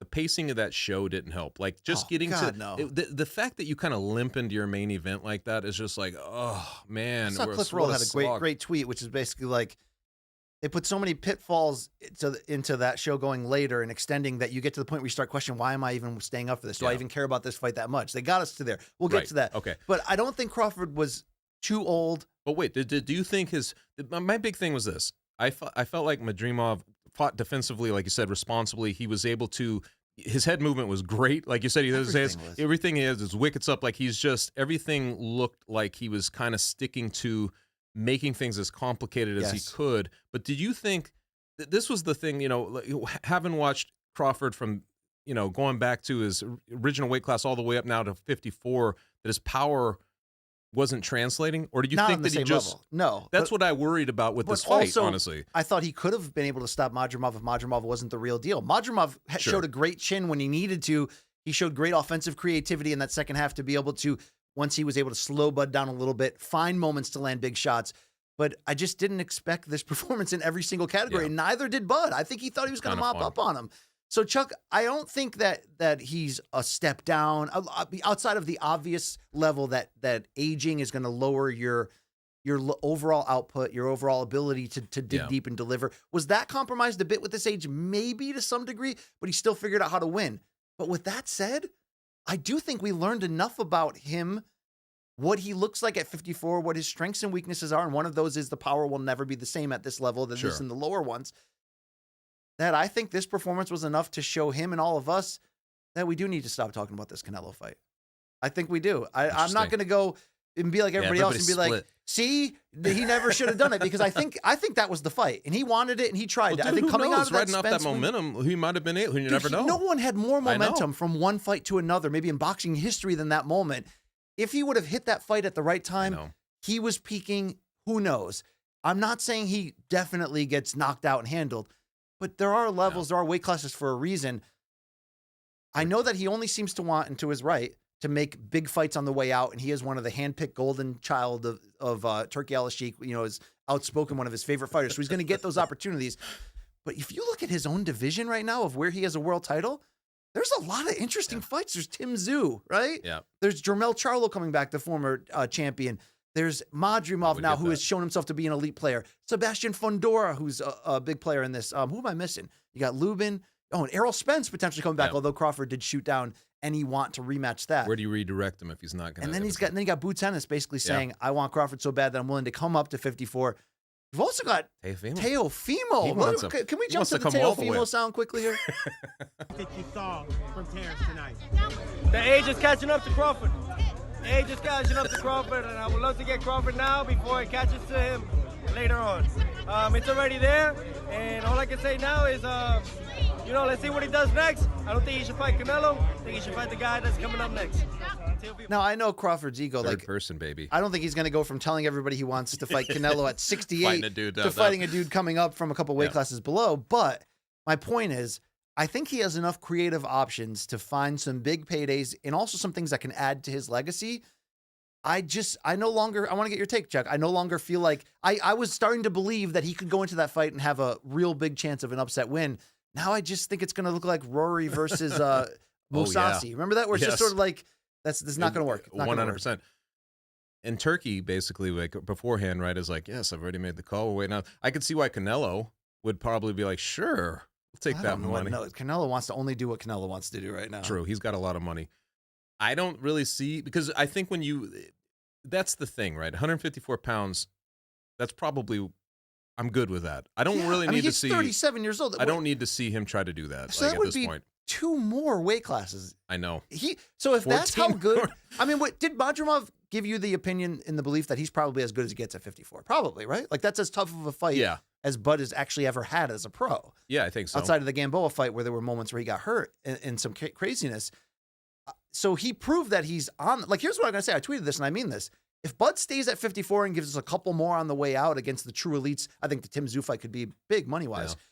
I think it's going to be so fun entertainment-wise because Bud now, like I said before, he's still super elite, but there's realities of his age. Not washed, but there's reality of there's only so much he can do moving forward. I think that's going to make, now that these guys are bigger, they have more power. It, though? Like, I hear people mention it, like, did you actively see him slowing down from the obviously I just think his offensive output was much different in the Swiss fight, but like I think Madrimov, because he's stuck in that form and that mold and was so difficult the whole way without exposing himself and being able to take Bud shots, that it turned into this longer chess match than Bud thought. But I guess my extended point is I think they won't be this tough for him, but I think he's going to find more of these extended action chess battles where we're going to have to see him pull deep into his greatness to pull it out. And that's going to be fun. What's the most fun trope in pro sports, in my opinion? Watching a beloved athlete in their tender, older years, like no back Larry Bird or LeBron right now at 40. Figure out how to dig deep one more time and find that moment. In LeBron's case, it's growth hormone, but like a lot of and nepotism. But no, I'm saying I think we have to stop with Canelo. Now let's hear Bud talk about it, because I thought if you listen to his tone closely immediately after the fight, it tells you something. I didn't want to talk at all about Canelo Alvarez coming into this fight because you were focused on Israil Madrimov. Now that fight is over, this fight is over, is Canelo Alvarez the fight you want next? Well, you know what I say. If the money's right, we got to fight. But at the same time, he got to fight, that he's focused on. I'm going to go back to my family. I'm going to relax. I'm going to enjoy this win and enjoy all the accomplishments that I've made in the sport of boxing. Look, this is not an insult, because what we were asking of him and him asking of himself with the idea of this Canelo fight at 37 to go up 3 weight classes essentially against one of the best in the world, it's insane. But I think I heard in his voice that he also realized naturally that there are limits to this. And we've seen this before where Adesanya talking about, I'm going to go up to heavyweight. And then he met Blachowicz and sort of like, exactly right. Let's peel that back a little bit. I don't know where he's going to go, though. It's going to be up to the Turkey to give him a big amount of money. I don't think he's going to be able to hold this peak form at this age a lot longer. That's why I think the Tszyu fight, to me, is going to be a big one that will be worth it. But maybe he doesn't care about that. Fundora, I don't know. Like, you like that fight or no? What Fundora? I think he does bad things to Fundora, but I think it's a marketable, entertaining fight for sure. Great stat here. Crawford becoming just the 7th boxer in history to win titles at both 135, which is lightweight, and all the way up to 154, which is junior middleweight. But the key part of the stat is the names that he joined: Floyd Mayweather, Manny Pacquiao, Oscar De La Hoya, Pernell Whitaker, and Roberto Duran. Wait, any big names, or is that? Yeah, who was in attendance. Chuck, let's talk about the whole night. A couple of the key undercard moments we'll see later, and have you seen this shit? So I don't want to undress all of those. Look, this card was a gift to boxing fans in a lot of ways. And I loved the commitment from Turki Al-Sheikh to make it so deep. It almost felt like a blockbuster UFC card. Like there's fights you had to see. But it's too much of a good thing. It's the most pregnant butt I've ever seen. Sometimes too much. There's a lot I didn't love about it. Number one, the pacing's awful. And I didn't love that for as good as this card was depth-wise, and it was.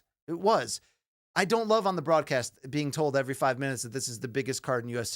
history, because I'm not even sure that's actually true anymore. I think originally when you had Tim Tszyu versus Virgil Ortiz Jr. on top of all these great fights, unfortunately that fight fell off because Tszyu's cut wasn't healed in time. I think it took a hit with that fight falling off, but it was almost matter of fact, like this is the greatest card of all time. I don't know about that. Number two, Chuck. I mean, I like the look of it. I like the fan appeal. There's celebrities everywhere.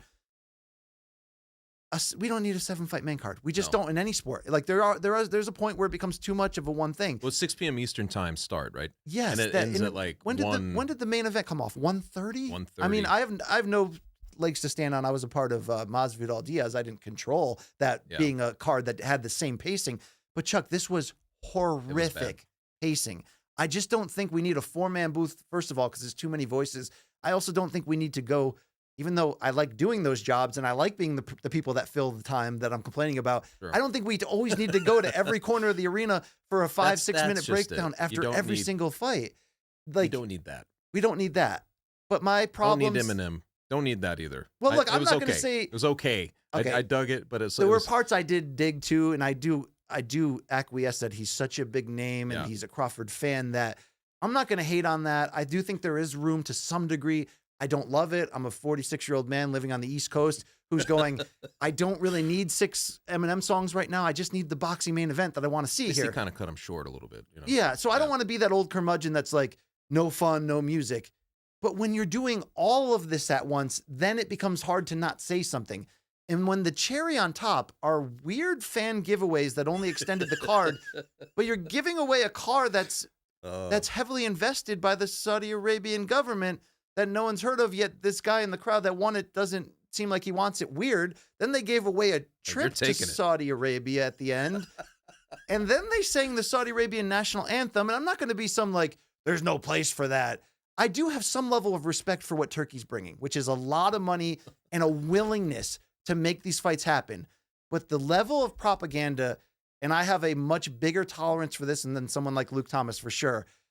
But because of the respect and love and the purity I have for boxing, whatever is left of boxing purity, it's a ridiculous, obscene, absurd sport. But there is some sanctity within that. What I saw in that Nevada Boxing Hall of Fame honorary induction, it's bad enough that we have to have another fake WBC belt made that we're going to give to him as a gift and whatever. It's fine. Like, I mean, at some point, I respect Turkey and like what he's doing. Sure. But this fight was in LA. And seemingly in general, you can argue that what Turkey's doing is taking the focus off of Vegas to begin with as the fight capital, because he's putting big fights in Riyadh. Right. He's putting big fights and he wants to go to Tokyo, Sydney, Germany, all that. Great for boxing. But he never did a fight in Nevada before, yet the Nevada Boxing Hall of Fame enters the ring to give him an honorary induction in which they're basically bowing down and worshiping him. And it's just awkward TV that makes no sense. And again, from whatever is left of boxing sanctity and OG-ness here, Chuck, it rubbed me chalkboard and, nails, cringe. Get this out of here. We don't want this. We don't need this. Chuck, I'm all for Turkey being in here. I'm all for him making the fights. Same. I don't need this. This extra stuff is starting to drive me the wrong way. We get used to a certain kind of pageantry, and there's always going to be a kind of huddle around the money, right? Like there's always going to be people who huddle around wherever the money is at, and you're going to see people play that game. But it's usually fairly submerged. You don't really see it outwardly. It's more just an action over the course of time. The weird thing for me is I know it's prize fighting, but how many hands are warming up on this campfire with the obsequious kind of like, His Excellency, just outward respect. Like the Hall of Fame thing was way over the top. It made no sense. What? How does that even make sense? It feels that it reduces the whole fight game to some kind of groveling, like, all right, we want to be we're going to be a part. And to some degree, we are, because we are fans that have been left out for so long, and I get that we are waiting in line going, please, sir, can we have another great fight? Right. But there has to be a line. There has to be a line. I just don't need to see that kind of pageantry throughout. I don't want to be a part of that kind of pageantry. Yeah. And like, is this a parallel to what is going on with the UFC and Donald Trump, where it may not be your side of the political side, or maybe you just don't want politics in your sports? Isn't that used to be what the UFC was about? I remember just like 4 years ago, Dana was ripping on the whole NBA went woke thing. And now we've got that going on. And now in boxing, we got this going on. I know. Is this the BS we have to deal with to get the fights we want? It opens up too many complicated things for simple fight game journalists as well. Like I feel like I have to talk about so much that I haven't even asked you about the women's boxing and all that ridiculousness going on there. I don't know. We're in the show today for that. What's funny, man, is like the close, and it's not too close of a comparison, but it's somewhat. We've seen pageantry. Like remember the Triller card where there was all this like concert spliced through. Yes. And it was like ridiculous. And you're like, dude, this is just nuts. I can do one Metallica show. Sure. I don't need 9 rappers. But I was at the Affliction show in 2008.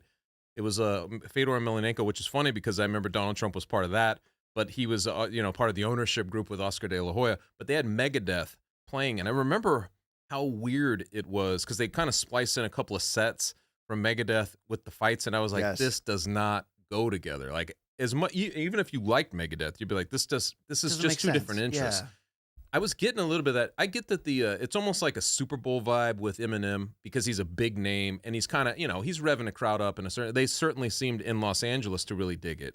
But it was after so much other pageantry that it was just, I know. And it was too much. It was like, you know how you start to feel almost a little ill with all the gratuitousness of something? That's what it felt like. Same feeling I had a couple years ago, WrestleMania at Giant Stadium in New Jersey, where it was the same thing, where it started at 3 p.m. and it's still going on at 12:15 a.m. And you're just like, I love this, but you know what I mean? Like, there's got to be. It takes away from the thing. It does. You're calling it the best, but I'm like, people want to see Crawford. I'm like, let's get on with the fight. I was watching the ppv.com feed, and there's like a chat with Jim Langley? Yeah, there's a chat going on, and everybody on there is like, let's get on with the fight. Let's get on with the fight. It was a bad look, and you're adding this. Like, look, there's an elephant in the room with Saudi Arabia's placement here, and we've all kind of come to terms in some degree with that. This made you question or queasy or weird. I mean, look, I love what Turkey's doing. In fact, I kind of get a kick out of Turkey as a personality to a certain degree. He seems like he's a funny guy. But how do you feel if you're Madrimov team where this card is about, in some ways, is Crawford going to look good enough to fight Canelo? And you got Eminem, who's Crawford's buddy, coming out. Go Crawford on the mic. I mean, it's just like small things that they asked Turkey his prediction. No wonder Eddie Hearn felt like the whole world was against him. Which we'll get to, but they asked Turkey for his prediction before the main event. And he's like, Crawford by 8th round knockout. And it's like, if you're going to play the role of that promoter, I mean, I get it. Wait, who echoed it afterwards? They're like, His Excellence said 8th round. I'm going with 8th round as well. Too much. Let's close here on Crawford about what could be next here. Eddie Hearn lost his mind first about this scorecard. Before we throw to it, I don't think Eddie Hearn believes what he's saying. I think that he's trying to do his best for his fighter Madrimov, thinking, look, he came as close as you can come to upsetting a guy who many think is the pound for pound best in the sport. It was unlucky. If I fight and argue that he got robbed, it's going to be my only chance to get him this big money rematch. But he did go too far. Let's hear his rant. It's a fight that could have gone either way, and it feels like a waste of time when you lose 116, 112. It's like they're already filled out before. Everyone knows His Excellency. They're coming up to me. Oh, you've ruined our plans. And it was that kind of fight. And then you hear the scorecards, and it's a waste of time. Appreciate that. I know Israel will be back. Just like the wrong rant for the wrong situation. Like, it was a little surprising. I mean, as great as Madrimov fought and as great as he looked in round 7, 8, 9, that window, he didn't do enough in the first half to win these close rounds. He just didn't. So true. There's no way you can call it a robbery. No. You just can't call it a close fight. And he's okay with the 2 scorecards 7-5, but not 8-4. It's like this fight was so close that, like I said, if you have Madrimov winning, no one's going to argue with you. It was that close. There were people, though, that came out and was like, yo, Eddie, you're going too far. One of those was Dan Raphael, who said that Eddie was whining.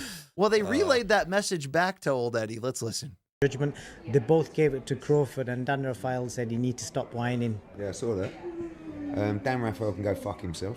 That's number one. Oh, wow. Okay. And with the pajama, like he looks like Hugh Hefner with his pajamas. He does. It's so great. I think he's just doing what's best for his fighter. The one name I didn't mention in when I said 154 is so loaded that I think there's big fights for Bud if he stays here.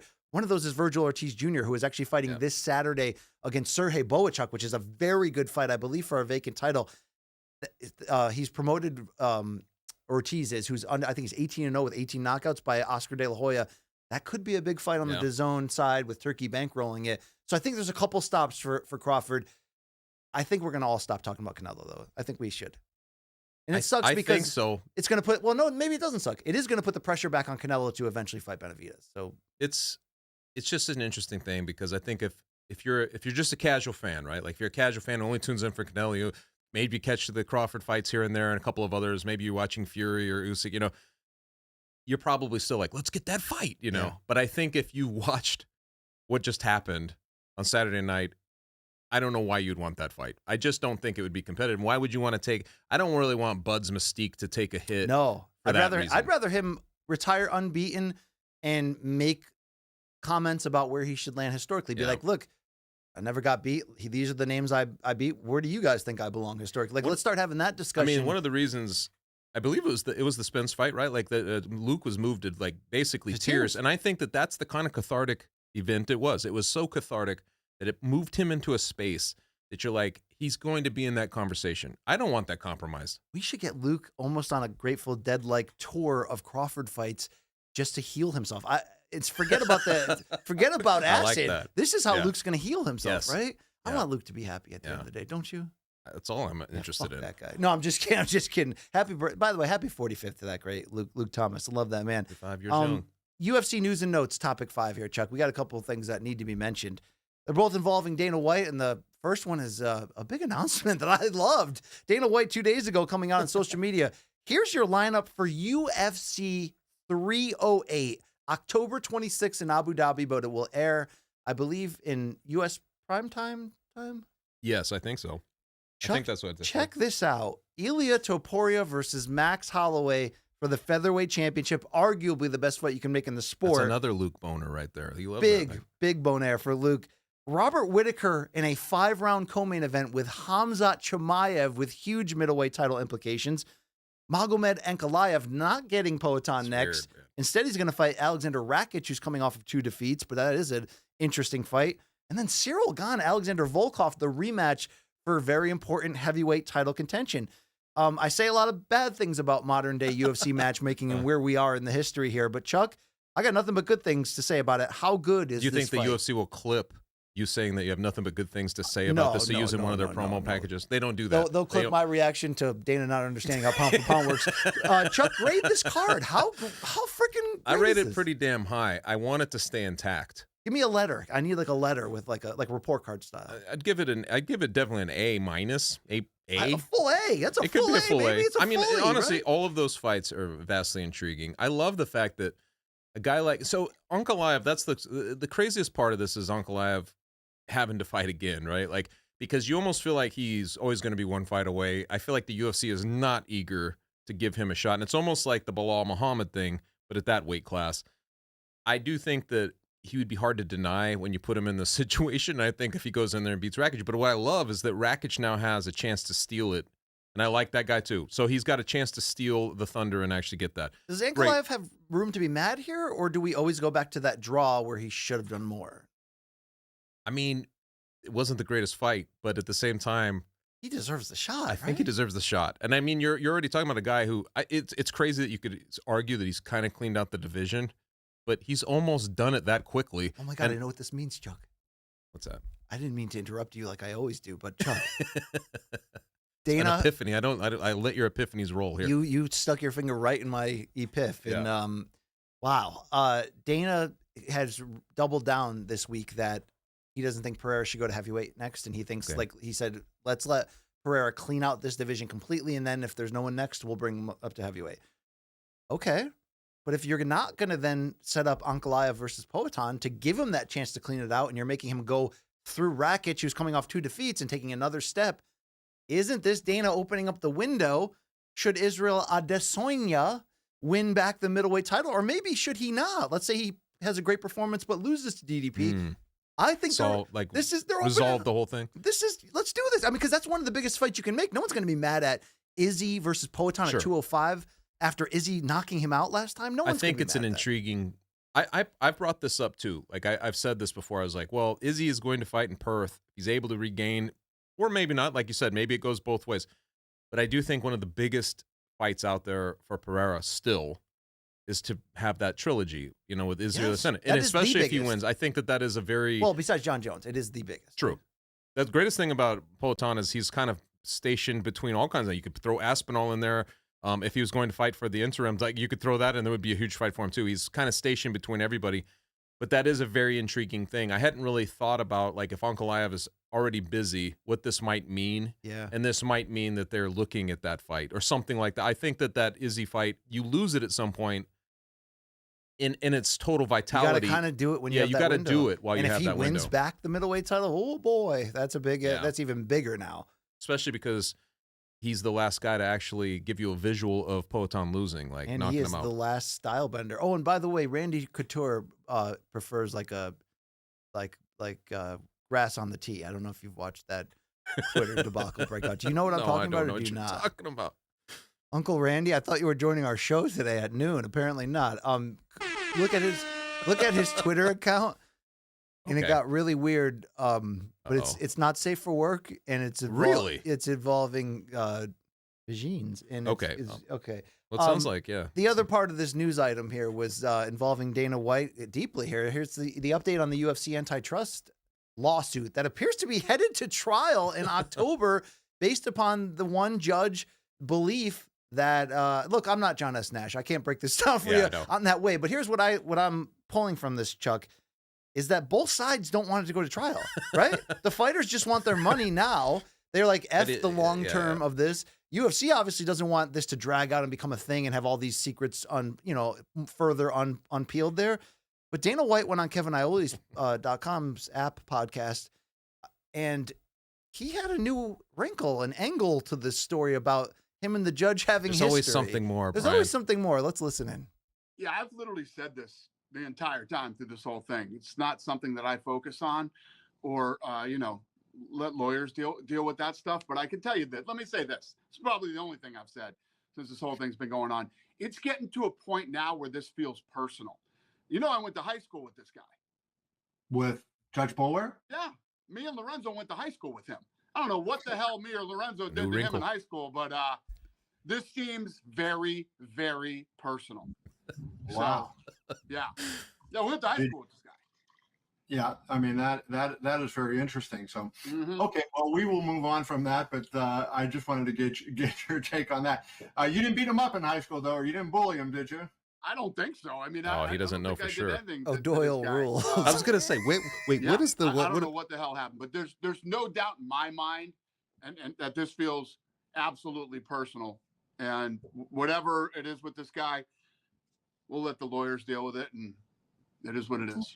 Which movie was it though that Steve Buscemi is like taking out? He's got the hit list, and he's glad I called that guy Billy Madison. Yeah, same movie. By the way, the best movie of all time. Chuck, I don't expect you to Eric McGracken us or any of the other respected guys in this area. Is this Dana just distracting the situation? Because obviously the thing I hate the worst about Dana's reaction to this lawsuit all along is this has nothing to do with me, guys, like at all. You'll see. I know. And the whole level of like, let's never talk about the actual thing at stake, which is the fighters getting paid. Let the lawyers handle that part. Yeah, Conor does not deserve to be suspended by us after throwing a thing through a glass window and getting glass in people's eye. He paid enough in legal fees. Is it that, Chuck, or like does Dana have something to stand on here? I think it's the former. I think that Dana doesn't want to get nicked for more money. They probably have resolved, right? It was only $335 million, which is not nothing, but it was also anticlimactic from where it looked like it could be heading, and all the the potential. And it allows them to change the contracts for good. So Luke always says it's nothing in the long run. Right, exactly. So I think that they had resolved that, hey, 335, all right, let's just get past this. And now they're kind of being told they can't. If I'm him, I'm probably pissed off as well. And especially, I don't know, this is the new wrinkle, right? The whole Boulware thing. Who knows what the hell that's all about? But it obviously, he's a master of kind of swaying public sentiment. Yes. And manipulating the perception on certain things. He's going to run for governor of Nevada and then eventually president one day. I've been saying this for like 7 years and no one wants to hear it. Now it seems obvious, right? Like he is morphing into like this kind of figure, isn't he? Like he really is. It's a very strange thing that I didn't see coming. But I mean, his latest interview with Hannity talking about power slap, you can only, it's going to be bigger than the UFC one day, Chuck. You'll see. Okay, there you go. All those years fighting for MMA, the sanctity of MMA just end up in an idiocracy where they were like now defending power slap. Don't you just feel like no one's really going to win by this lawsuit now in the end, especially with both sides not wanting it? Because I think that we all want it to like go the full trial and it lead to change in the industry, but it doesn't seem like that's where it's heading. And until the Boulware still hasn't come out with like an actual explanation, right? Other than to say like, I didn't think it was enough. Yeah. Which is telling in itself.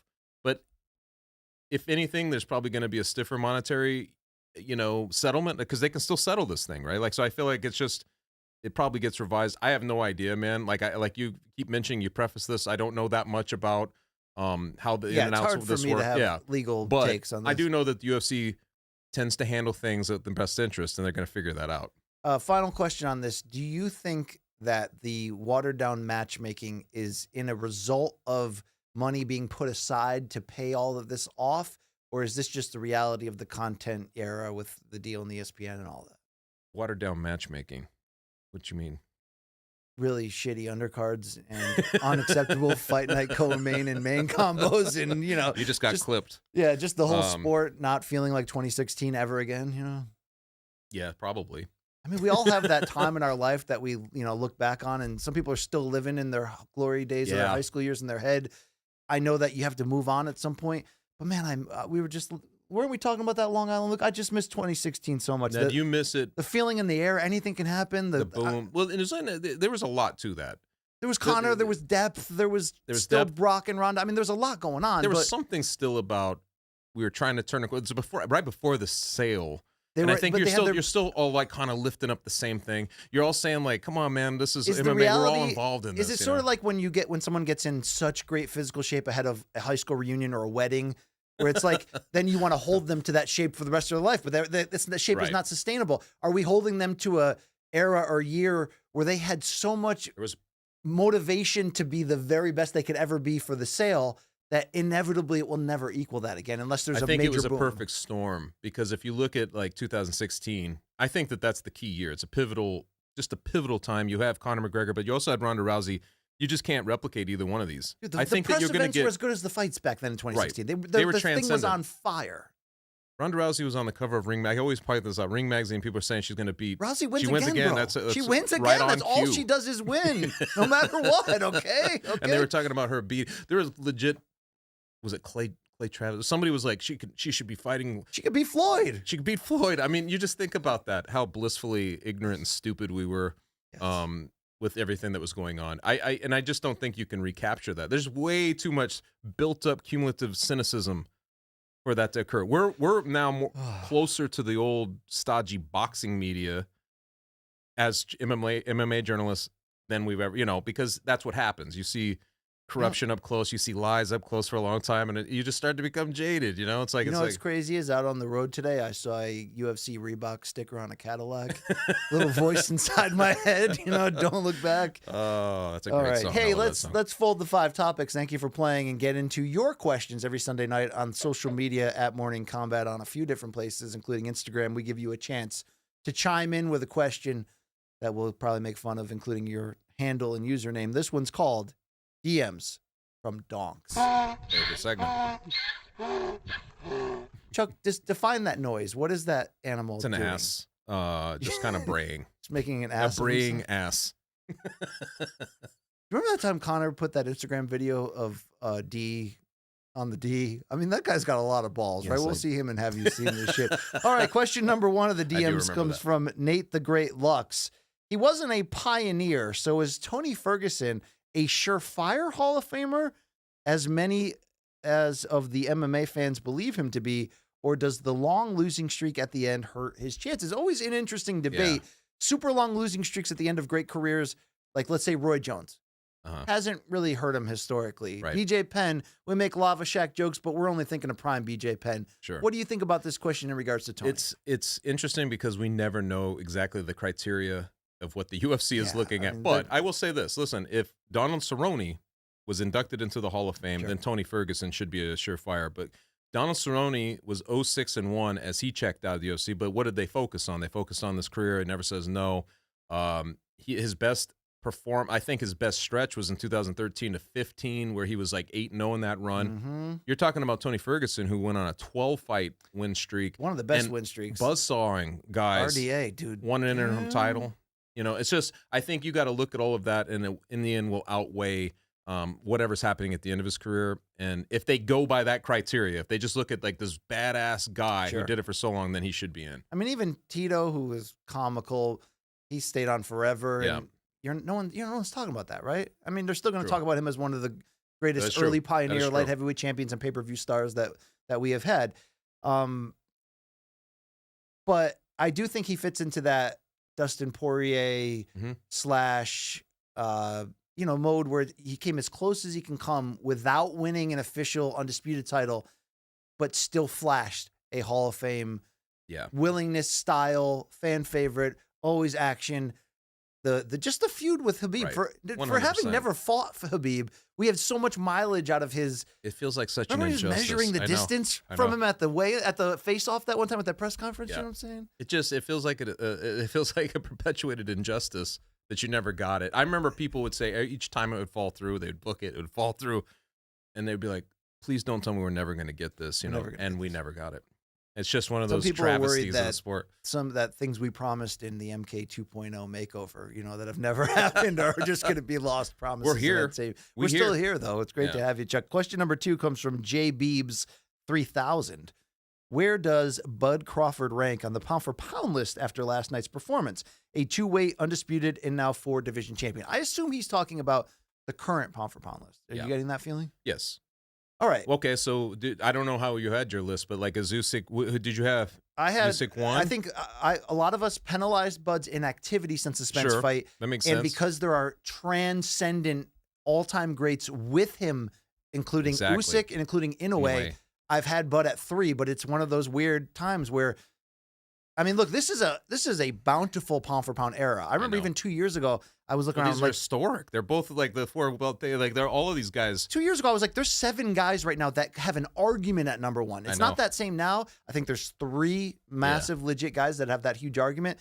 I don't think he loses a spot. If you had him number 1, though, because he was challenged so much and because of the inactivity, I think you can dock him that and move him down below Usyk or Inoue, but he can't be worse than 3rd, in my opinion, because I would agree with that. Like, I mean, but let's you're give him looking credit for what he did on Saturday, right? Like that was. I mean, Inoue was dropped in his last fight, but then he like comes back and dominates. just It's always how you want to dissect these things. I'm like, but at the same time, gosh, I don't really participate in boxing pound for pound, but if I'm looking, you're big on like the whole John Jones is number 1 debate. Oh my in God, MMA, Dana, which we'll get to. We'll get to that.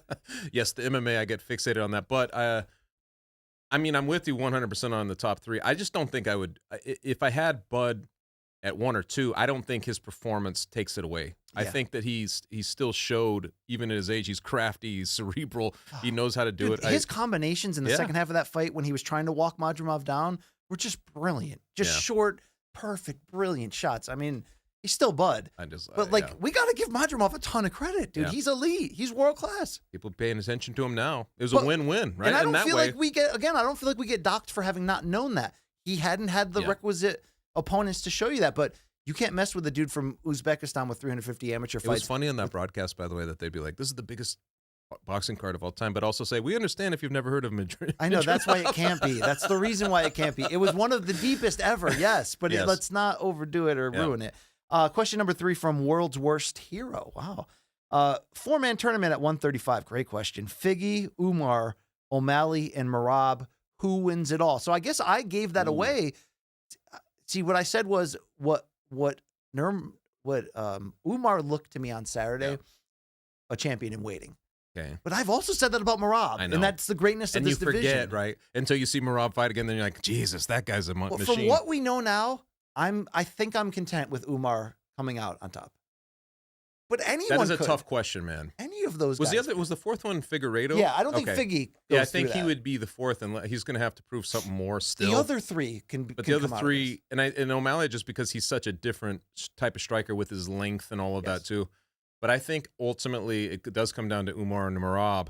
And right this second, without trying to be in recency, I maybe lean Merab.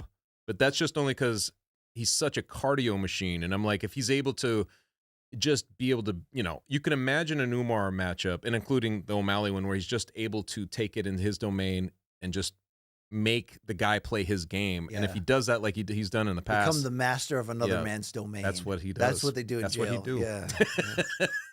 Well, they do lock that cage. That's what I heard. Yeah, the cage is all related. This division's so great. I love bantamweight. I love middleweight too. Middleweight has the best sexy storylines going on right now at the top end. A lot of sexy men in there. I guess I heard. Number 4 is from Sasquatch Toys. Does Chuck have a go-to fast food spot? Yeah, Chuck. How grimy do you get when it's time to get all turned? Man, that's a tough. You know what? What sucks is like where I live in Connecticut. You know about this. Oh, yeah. A couple of my favorites are not in Connecticut. I would say that. Have you heard of Freddy's? Like they're like the little. It's like little smash burgers, thin fries. It's very much almost White like. Castle? No, it's like it's called Freddy's. I think they specialize also in custards and stuff. But if you ever had like what's the other place? Steak and Shake. Yes, that place is very similar to that. Okay, but which I think is not they're that better. dissimilar to a Checkers, which I think is very strong Checkers, brand from good. Florida. But okay, Connecticut wise though, with what you have, if it's that time, Chuck, if it's just like, you know, you get some shitty news, right? Your favorite aunt is ill, and you're like, you know what? I'm just gonna take down a double or something to just get gross. Now, where are you going? Are you going to Cumberland Farms? Where are you going? Is Chipotle considered like fast food? People give that answer a lot, and I'm like, okay, technically it is, but it's the same way that Subway is fast food, right? It's just like you. So you want like a drive-through where you just order a sack of something. Like that time people forget about this. 2 days before UFC 201, when Brett Okamoto and I went through the drive-through at Crystal in Atlanta. Oh my God, I love Crystal burgers. And he was like, "You really want to order something here?" I'm like, "Order something." Did you see their dollar menu? They have the most ridiculous things. So I got like 7 items, and as he's like passing somehow them, you've spent like $50 at a dollar menu. No, I spent $7. The best $7 ever. It made my liver black, dark black. But as he was passing them over, he was like, can you open a window? I don't even think I can be around this stuff." When it's that You've time, got to write a book at some point. I mean, look, we can all try to be classy, but we all have that fast food in us who can just take that shit downtown. I mean, I would have said, and I feel like I've dropped off from Chick-fil-A for a minute. There, it probably would have been a Chick-fil-A. But it's probably just because they've gussied it up. And I've seen my boy Luke at the old studio kind of going downstairs and getting the Taco Bell too. Yeah. It's probably Taco Bell. Taco Bell, true or false, makes you feel the least shameless when you're done eating it. Seriously. That is true. You don't instantly want to like straighten out a hanger and pull that meal right back out. You know what I mean? Like we're in a Lifetime movie or something. It's great. Yeah. We don't have good. We don't have the best fast food We've got pretty shitty fast food. Yeah, it's not the best. No. Are you big on Nardelli's, which is a chain of grinder chain that started in Naugatuck, Connecticut? Yeah. Did it really? Yeah, I am a fan actually. They make good sandwiches. What do they call them? Grinders or grinders? That's what we call them. Yeah. And my fantasy football name team in high school was the Meatball Grinders. Yeah, right? I bet it was. Damn right. We got one more for you here from the fans, Chuck. I didn't write these. This is from MT Booble. What hat does Chuck wear to go incognito? I have a very nice Little House on the Prairie bonnet that I put on, and it's very delicate for. So when you're out on the town in the greater Danbury area. So true or false, you've run into Glover Teixeira in regular life like a lot of times. Well, I would say he frequents the exact places I do. There's a place called, maybe I won't mention. Actually, I give him the love. Farmhouse. There's this place called the Farmhouse in town. What town? In Newtown. Okay. Newtown, Connecticut. And then also in like Bethel and Danbury, there's a place called Michael's Tap Room, which is like one of those places that has like a ton of beers on tap. And I have seen him there a couple of times. I bet he likes a good Alex Pereira, the Pilsner. best. I've told you the story where Alex Pereira and him, it was Halloween. These two dudes come in. One's like a psycho clown. The other one's like kind of keeping a chain on him. And I'm like, what is going on? And they take it off, and it's freaking Alex Pereira. He comes up to me, funny, Chuck, and took pictures with him and all that. So they recognize you as both a pillar of the local community and the MMA community at the same time. Yeah. You get a lot of respect from them, don't you? I do, I think. I love that. I don't know. I don't think I've ever pissed them off. You know what we failed to do during... I know we did have Glover on the couch for RSD. It was our first Room Service Diaries interview. That's right. It was a fantastic. Good one. I saw that. We failed to completely boondoggle the abilities we had under the Showtime budget to take cameras to their gym and basically just like go to Glover's house on the back porch and drink that's all he does, and drink light beer or something, like, you know what I mean, and just talk shit. Like every time he posts, he's like in a hot tub, like exactly. Or he's like on his he's deck, living the dream life. You know what I mean? He is, dude. Love that man. Yeah. All right, Chuck, that'll do it for the fans this week. Right. But I got a healthy batch of shit here. I got an interesting batch here. No, I'm not talking about the triple flusher that Luke did at Joseph A. Bank recently, which I did get live text during that. I'm talking about what I do on Sundays. I scour the globe for the highs and lows, the good, the bad, the ugly, and the in between from the worlds of combat sports. These are yours. This is You're my the only shit, one to Chuck. All right, let's Have go. you seen it?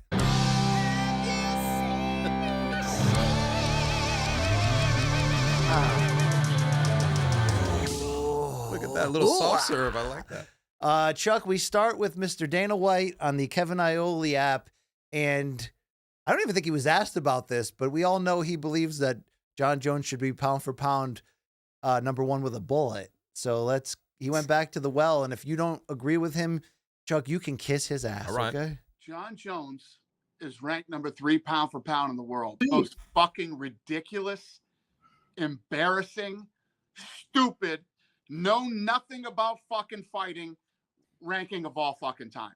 John Jones is the #1 pound-for-pound fighter in the world, period, end of story. To have anybody above John Jones right now just goes to show that you know absolutely fucking nothing. It's undebatable. Anybody who even tries to debate this with me, you're just hating on John Jones and you don't like him as a person. It's illegal. These are fucking facts. It's not like me and John Jones have this unbelievable relationship. What I am saying about John Jones is undebatable. The baddest dude Can't debate it. to ever walk the face of the earth in combat sports. Dana, no one's saying he's not the greatest fighter of all time. You cannot be #1 pound for pound in the moment and still be the greatest fighter of all time. I like how he gets like when he's really mad. He gets the 4 wrinkles on his forehead. Like it used to turn beet red, but now it's just like the 4. He's just disappointed. He's not angry. No, when he gets really mad, you can see the hairline like comes together like a V at the top of his head. Jokes aside here, Chuck, or maybe keeping jokes in line. All right. I did get when I quote tweeted and made fun of this. I'd love to teach Dana what pound for pound means. Look, obviously, like John Jones is up there, but I mean, he's not active, guys. Okay, and he fought a guy who sat down in 20 seconds and got tapped. So it's different when guys like Poatan and obviously when what's his name? Islam Makhachev is just, And why shouldn't you be celebrating these guys? Like when John Jones was coming up, Dana was all about John Jones then too. Why shouldn't you be celebrating these other dudes? So here's the theory that people are just, it's not a crazy theory. It makes sense that people are hitting me up with left and right on DMs. They're like, don't you see? Dana knows that nobody wants John Jones to fight Stipe and knows that John Jones is probably going to retire afterwards. So how do we get people to care about this fight when everybody else, when the real MMA media narrative is John Jones is probably going to duck Aspinall? He can change that narrative to a degree temporarily by overly playing up. You guys don't understand. John Jones is the greatest of all time, which he is, by the way, and overly playing up that this is crazy and John Jones is going to show you why he's the greatest against 48-year-old Stipe who hasn't fought in 6 years. I mean, I'm being ridiculous, but so are they. So that makes sense, right? That's probably what he's doing. It's possible. I mean, I've thought about all of this. I think that like it does seem ridiculous for the Jones Miocic fight to carry on with Aspinall defending and being that guy who everybody sees coming. There's probably some truth to all of this. Yes. Imagine if he defended the interim title in the co-main event, like he's trying to get the UFC to do. He wants to fight Poatan. But that would be great if we had the doubleheader. But what it means to the title that we're allowing, it's such a big fight that it'd be crazy for John Jones to be the main event in that card. That'd be crazy. I know. Let's continue the shit. And you can't write this shit. It really happened. BKFC, dude, you got to give them credit. They know how to draw a crowd. They know how to show up where it matters. They went to Sturgis for a card this weekend, and this was the main event weigh-in on Saturday. That's Britton Hart, the flyweight champion on the left, and Taylor Starling on the left. I'm sorry, Britton Hart on the right. Chuck, a picture is worth 1,000 words. This picture sums up BKFC and Sturgis better than any other, correct? Like, this is what you're getting with BKFC. Like, full on in your face. Table's moving on your side over there. What's happening right now? Sorry about that. But Chuck, what I will say is this card wasn't ultimately about these fighters, although credit to Britton Hart for, again, getting a key title defense and a brutal performance. She's fantastic. This was about the co-owner, Conor McGregor, who not only showed up to Sturgis, this was his Triple H WWE-inspired Donald Trump at the UFC walkout, which included smoke, women, a motorcycle, and old-time rock and roll. I am so all in on the absurdity of Conor McGregor as co-promoter. This is right up your alley. Firing people when he wants to on social media and basically acting like he's a star in his own B-level action movie. Like he's acting right there like Roadhouse is still going on. Like we have not said cut. Chuck, if you have any belief that this guy's even remotely close to getting back into a fighting surface, it's not only not happening, but... So you're saying he won't be headlining that Salt Lake City card against Michael Chandler? That's not happening. I don't believe so. Okay. What do you make of this version of Conor right now, which is kind of the same version in the last couple of years, who doesn't give a fuck, and when he shows up, he's there to party, Chuck, it seems. It does seem like that. I just think that it's the craziest turn. Like from wherever he was when, and he's been, and all of the business moves he's made, this is the one thing I would have never foresaw coming was him... association, part ownership, bare knuckle, showing up at these events in this form. This is like, it's on par with who he is, but it's just a crazy spectacle because bare knuckle, what were they? They're nothing. Now all of a sudden they're like must-see TV.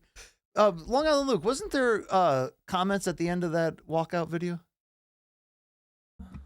I didn't see any. I think Conor looks in the mic and goes, "There's nothing more American than fighting and good time rock and roll."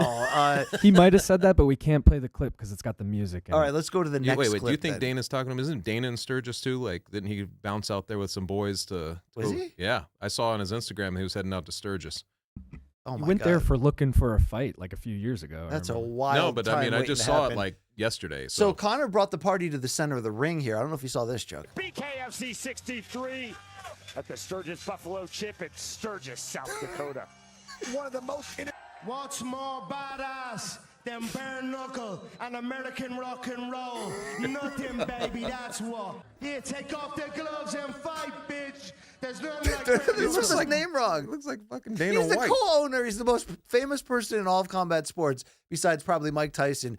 And they spelled his name wrong on the lower third. Crazy, man. Chuck, this is a character of himself, but it's hilarious and absurd. I have to imagine that Dave Feldman equally praises God that this fell into his lap, and then equally is like, "What? How does this end?" You know what I mean? 100%. But doesn't he look like he's morphing into Dana White? What the hell's happening? Like all He black. is kind of, but Dana White doesn't chug beers in the middle of the ring You didn't before the know- main you didn't know event. Dana We got back more in the day. Conor video here from Sturgis. We got this knockout first. Let's watch this knockout and Conor's reaction. There's a lot of crazy knockouts between tattooed white men on this card.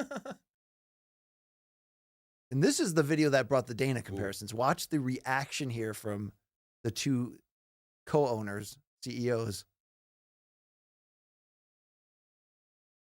And make America brave again, says Dave Feldman. Dave Feldman, he's buying in. Well, Conor was not only there for the festivities in the ring, he was there at the Sturgis after party, Chuck. I shit you not. This is not an AI. This is Conor in a biker vest with nothing else on. Again, I think he's still in Roadhouse. He's a method actor. I think they're filming the second film right now. And then there's a short lady who tried to like grind on him. She's seeing her shot. She's taking her shot. Chuck, we're woken up to the belief and look at understanding this here that this I like man that he is didn't even notice. he is not fit to fight, and this is No. this is a lifestyle that is not sustainable. I mean, what is going on here? What do you do if you're Michael Chandler and you're seeing this? It's like every week is like something. You better try to get the Gaethje or get a Gaethje or Poirier rematch. Every on week he seems stat. further away from that fight that's always far away. You know what?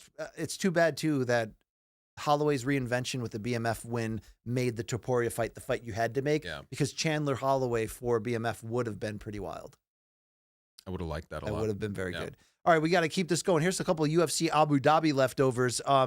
It was Corey Sandhagen fight week. Hope you heard it.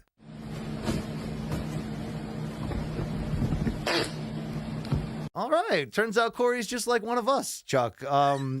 I don't know if you saw the curtain jerker on the night, but middleweight Cedricus Dumas scored a victory, and he wanted the world to know, Chuck, he is not a woman beater. After everybody want to badmouth me, tell me I'm a woman beater online and all this shit, bro.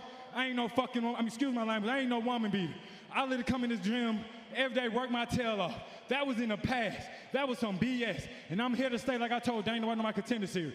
I'm here to stay. Don't give up on me, big man. I'm here to stay. That's how you clear your name, Chuck. Yeah. Yeah, you bring it to attention to people who probably never heard of him, and then now they're going to just bring Google it him up. and be Yeah, like, so oh, you're that's gonna the woman Google the whole beater. thing. Yeah, I Don't think do that it. brought unnecessary attention. PFL playoffs hit Nashville on Friday night. And afterwards, by the way, reporter Brett Cagle, who reached out to me, shout out to that guy, he asked Ray Sefo of PFL if they have any interest in Muhammad Mukayev after that fiasco. UFC just publicly parted ways with Muhammad Mukayev. right. Is that somebody that the PFL would be interested in bringing in? Muhammad who? Makayev. Undefeated flyweight. No, actually, you know, I've spoken to people that is in the know, and apparently he's just a pain in the ass to deal with, and so, no, we're not interested. Yeah, who's that? Who the fuck is that? Interesting. for as good as Conor's acting was, Ray Sefo's is not so good. Not so good. 25-year-old Dakota Decheva, Ariel Helwani is a big fan. Oh, yes. Big fan. Yeah. The 25-year-old improved to 13-0 with 12 finishes and got a TKO 1 here after being initially taken down, advancing her to the $1 million flyweight final against Taila Santos. First, let's see the highlight. That she's going to have now getting up is going to be unbelievable. Oh, shit, Chuck. Beautiful knee from the plum. And Bishop beckons Jenna Bishop back to her feet and goes immediately on the attack. Oh, Bishop in trouble. And that does it. First A big week for Muay Thai. Yeah, huge week. Silences the doubter. See, I can get down with that. A little like shh. Yeah, she doesn't have to silence the crowd in PFL, though. I don't think they usually have people show up. No, seriously, this is what I've She wanted going back to normal. Just shh. Yeah, exactly. Let's go back to those COVID cards. Oh, wait, they didn't even play during COVID. I don't mean to rag on PFL, but I really have disliked the season that they've had in terms of making any proper buzz. This seems to be one of the bigger storylines they do have in the playoffs. Yep. Chuck, how good is Discheva? Because this was supposed to be the fight she got exposed, right, by a wrestler. That didn't happen. I think it still remains to be seen, though. I think the next one, right, will tell us a lot. The next one's a good one. Only because you didn't have a point of comparison. It's somebody who took Valentina and Taylor Santos, like, took her the distance. Some people thought she won. So, like, if you're able to get by her, hey. That night, she was super championship elite Taila Santos. Santos defeated Liz Carmouche by unanimous decision, and then we did a face-off. This has to be the matchup most people are going to be circling, and it almost got personal. Once she put the lip balm on, I'm like, where is this going here, Chuck? Right? Yeah. Moistening up a little bit. I think even Dakota's like, what? I know everybody else is like, oh, BC's horned up again. No, I'm just reading the room here. You know? No, I mean, there was no proper explanation given about what was going on there. Let's transition to the amateur wrestling match. You know those crazy parents, Chuck, that they're always screaming at the referees and stuff. Watch this. I can't really give you play-by-play here, but you know, there's probably a high C and then some guys running the pipe, and but then the ref sees something. Watch this. Oh, Dad's not gonna like that. Uh-oh. Oh God! All right, sir. This is an Arby's here. Wow. Whoa. To that referee's credit, he did not get up and try to fight him, but that's a concerned that is dad some right there. aggro from that dad. Thank All right. God. Chuck, it's time for your motorcycle accident of the week. Finally. Oh. Wow. Good God. Got jacked up, right? Wow. This isn't one of those things where we're laughing at somebody dying. No, but you were actually, I believe, on the show the only time we accidentally ran a death in this segment's That's why history. I'm being careful That here. circus performer I with the never snake know what in you're London. showing me here. Let's go to drunk chicks on the escalator, Chuck. We're going to need a live play-by-play for you on this. No, don't do it. I've seen this kind of behavior in Vegas before. Oh, my God. I'd like to get their numbers, Chuck. This is great. This is my fantastic. Lord. All right. That had to have been Vegas. Yeah. Chuck, you're a big historian. Okay. And now a brief look at automotive history. Did you know that in the year 2000, the S2K was introduced? But little did everybody know, a year later, we...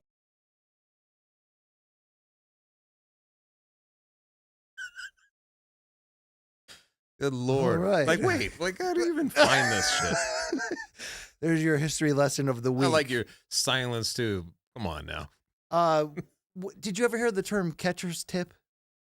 No, I don't think so. This might redefine. Okay. Okay, yes. Oh, that is wow. Wow, that is tip on. That is ball on bag right there. That is, you're not. Catcher's tip. That'll ruin your afternoon, Chuck. Wow. That's why I'd never play that position. Come on. Indeed. Let's go to Riyadh Season in L.A. Hey, Jared Big Baby Anderson, the unbeaten American heavyweight prospect, got knocked out in a war by Martin Bacoli, but look at this uppercut in slow motion. Chuck, it almost looked like he jacked his entire jaw. That was brutal. Yeah, watch this again right now. And then the uppercut. Oh, this is not the one with the uppercut, but this is just an extent. There it is right there. Jeez, wow. That was a big breakthrough victory for Bacoli. And afterwards, 92-year-old Bob Arum giving some comfort to Big Baby after. You're right. I'll always be tomorrow.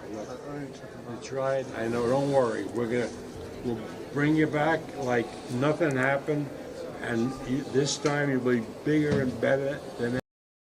That is a caring man right there. That was like a wholesome moment. That was right very there. wholesome. Imagine if Bob needs to stack a bunch of those to balance some shit out. Shut the fuck up, Coppinger. Yeah.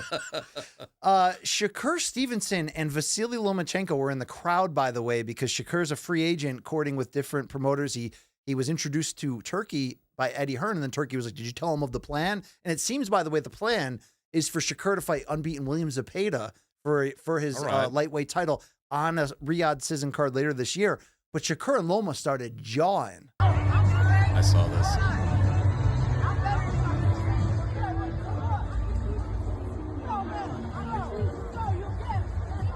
And I'm told by people that were there that Loma was legitimately fired up. He looks fired up. Security ultimately needed to separate them. See, I'm all about this type of thing. You don't need to show me like celebrities getting along, and show me guys that are ready to throw down. You could argue world-class fighters. outside of Madrimov, you could argue the biggest winner on the fight card was in that co-main event, Jose El Rayo Valenzuela, who came in against Pitbull Cruz with huge advantages in reach and height, ultimately outboxed him, but he also landed some big shots. Look at that uppercut. Damn, to win a world title at 140. He was crying afterwards, dedicating it to his parents. He's fun to watch, man. He's always been a fun puncher, but this was like next level boxing that he broke out. Yeah, that was awesome. He was taking some shots too early. Absolutely. That was an excellent performance. Andy Ruiz, unfortunately, was not able to come back and show that old school upset heavyweight title form. His form was very big coming in here against Big Baby Miller, and unfortunately they fought to a kind of a weird draw. I thought Big Baby got robbed, Jarrell Miller this time, in the sense that he didn't get the victory. But afterwards, check out what Andy Ruiz revealed on his hand. That's a pretty bad-looking bone there, Andy. Damn. Fifth round, this is how it was. Man, like I said, you're a warrior, but I push it through. I push it through so much as I can, but my fucking hand, oh my gosh. He's a lovable dude, isn't he? But I like how how Big Baby's like, that's just part of boxing, man. Yeah, that's just part of boxing. Suck it up. It's just like, what? He just totally downplayed it. You know what sucks is if Andy Ruiz came out and looked good and hadn't sat out for 2 years, he's probably getting any heavyweight he wants, right? I mean, Usyk and Fury are tied up, but like he might get Anthony Joshua for a third time. You never know. And Francis. And here we are. Francis, that's interesting. And we talked about your fast food love, but here's your true drive-through moment of the week, Chuck. Oh my God. just drive right through it. All right. Let's read your sign of the week. Oh my Lord. I'm sure Chris is a great guy to his friends and family, but this is a little too much, Chuck. He bangs. He's non-discriminating. He just bangs whatever, you know. Chuck, do you know the most efficient way to clean up ketchup? You're gonna inform me. Yeah, let's watch. All right.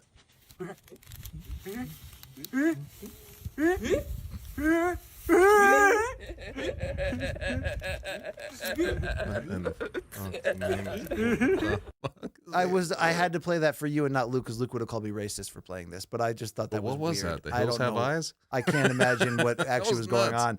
But things got even weirder than that at the Paris Olympics, Chuck. Let's go to 3-on-3 U.S. hooper Jimmer Fredette. He had issues, so we brought over the trainer. It looked like those issues are going away quick. I'll have what he's having, Chuck. Wow. Limps are providing a lot of footage for you, man. Little how's your father right there. Wow, that is great. Speaking of dongs, let's go to the Olympic pole vault. I knew this was going to be on here. So France's Anthony Ammirati had a chance to medal if he could clear this height. Turns out his mom's maiden name was Sifredi, Chuck. Wow. Yeah. I mean, this is actually a moral win, I think. I think so. I can confirm that it's very awkward when things like this happen to you. It's like, you know what I mean? You're like, as a man with a rather large package. It's very strange when something like that gets in the way. I could have been a contender. I was going to medal. I mean, at least the world knows. I mean, this dude's gonna he's gonna be all right. Wow. Speaking of pole vault, it doesn't always go well for everybody. I don't know how this guy lied on his application. Let's watch this. Oh my God. I mean, first of all, you got to be crazy to pole vault, right? Yeah. Because this could happen in public. That's like the existential vertigo when you get to the top and you're like, I'm not going over. That guy was laying there. I still have never seen the rest of that footage. Is he dead? I think he's dead. Okay. Yeah, I think he's dead. The Paralympics will follow the Olympics this year in Paris, but let's travel back 3 years ago to Tokyo for this Olympic highlight. Paralympic. Not in Mutombo's house. Yes. Wow. Get that shit out of here. Seriously, not in my house. Yes. Good catch right there. Not a good catch for this guy in the outfield. This might ruin their relationship, Chuck. Bobbles the ball and then oh my Lord. Yeah, I don't think she's being a good sport about it though. You think she's been through this before? It's not the first time. I believe I can fly. Yeah, all right, there you go. Chuck, your KO of the week comes from Muay Thai, and it is Insanity. I don't know the guy's name. Okay. You can't read that? Whoa! Look at that. This guy just rolled thunder at him, right? That's a thing of beauty right there. Wow. Looks like a star, too, with the dyed gray hair. Anytime you pull from that type of thing, like these Muay Thai events or something, I know something cool's coming up. Chuck, I randomly found my favorite news blooper of all time. Do you remember Bills player Kevin Everett, who they were afraid was paralyzed after a hit in the NFL? Yes. Yeah. Yeah, they had an update on local news in Florida. Let's watch. Now, News 12 Sports with Pat Murphy. Great news regarding Bills tight end Kevin Everett. He moved his arms and legs today. And doctors now believe that's the wrong video, by the way. That is not the right video. Oh, my God. Oh, never stops being awesome. And finally, Luke, or not Luke, Chuck, I'm a big cereal head. Big cereal head. You? I do like some cereal. It's like the comfort food of life, cereal. This man, though, is a major cereal head. What in the... I don't know, Chuck. I don't know, but I like it. I do kind of like it, though. It's just, imagine this is my thing. What are you thumbing through to find that?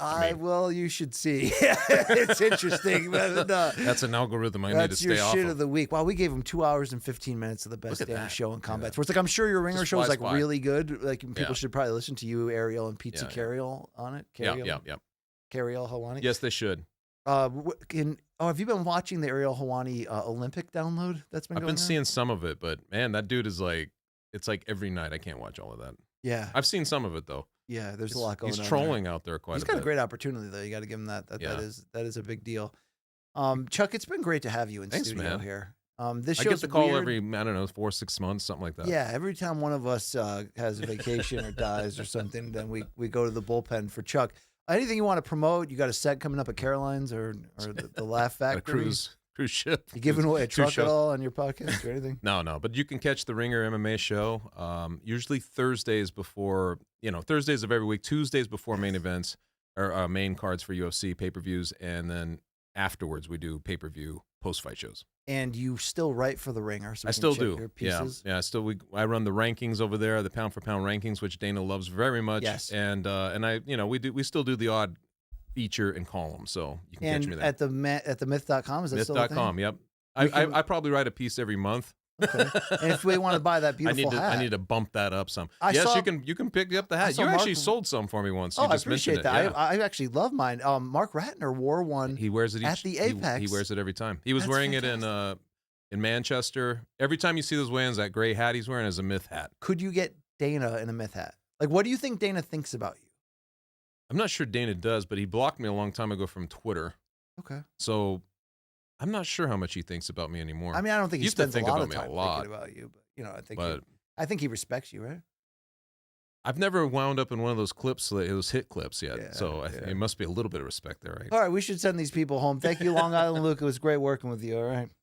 Thanks for having me. They're probably going to let us go after that. Have you seen the shit? But we had a good run, right? You know what I mean? It was all right. All right. For everybody else, thank you so much. That's Chuck Mindenhall. Hey, it's Luke Thomas's birthday, so reach out to that gentleman on social media. He turns 45 down in Colombia today. Luke, we love you. Safe travels. Enjoy it. Unplug and just get after it. I mean, do you think he's wearing dark sunglasses at all times so he can check out the BBL action and not be caught? I would hope so. You've met his wife. She'd spank his ass. She would beat his ass. She once rolled with Roxy Modafferi. Is that right? I did hear that once in Vegas. Yes. That's the show. That's the great Chuck Mindenhall, Sir Charles Mindenhall IV. Your great grandpappy was a whiskey. He was, yeah. He made moonshine. He made moonshine. Yes, that's correct. I think you got your facts right. I don't think he paid taxes, and he probably definitely slept women. Yeah, didn't even know what taxes were. All right, for Chuck Mindenhall, it's Brian Campbell. Thank you so much. Morning Combat, we love you. We'll be back next week, and it's going to be awesome because we're going to preview like 305 and stuff. Whatever. Later, we're out of here. Yeah.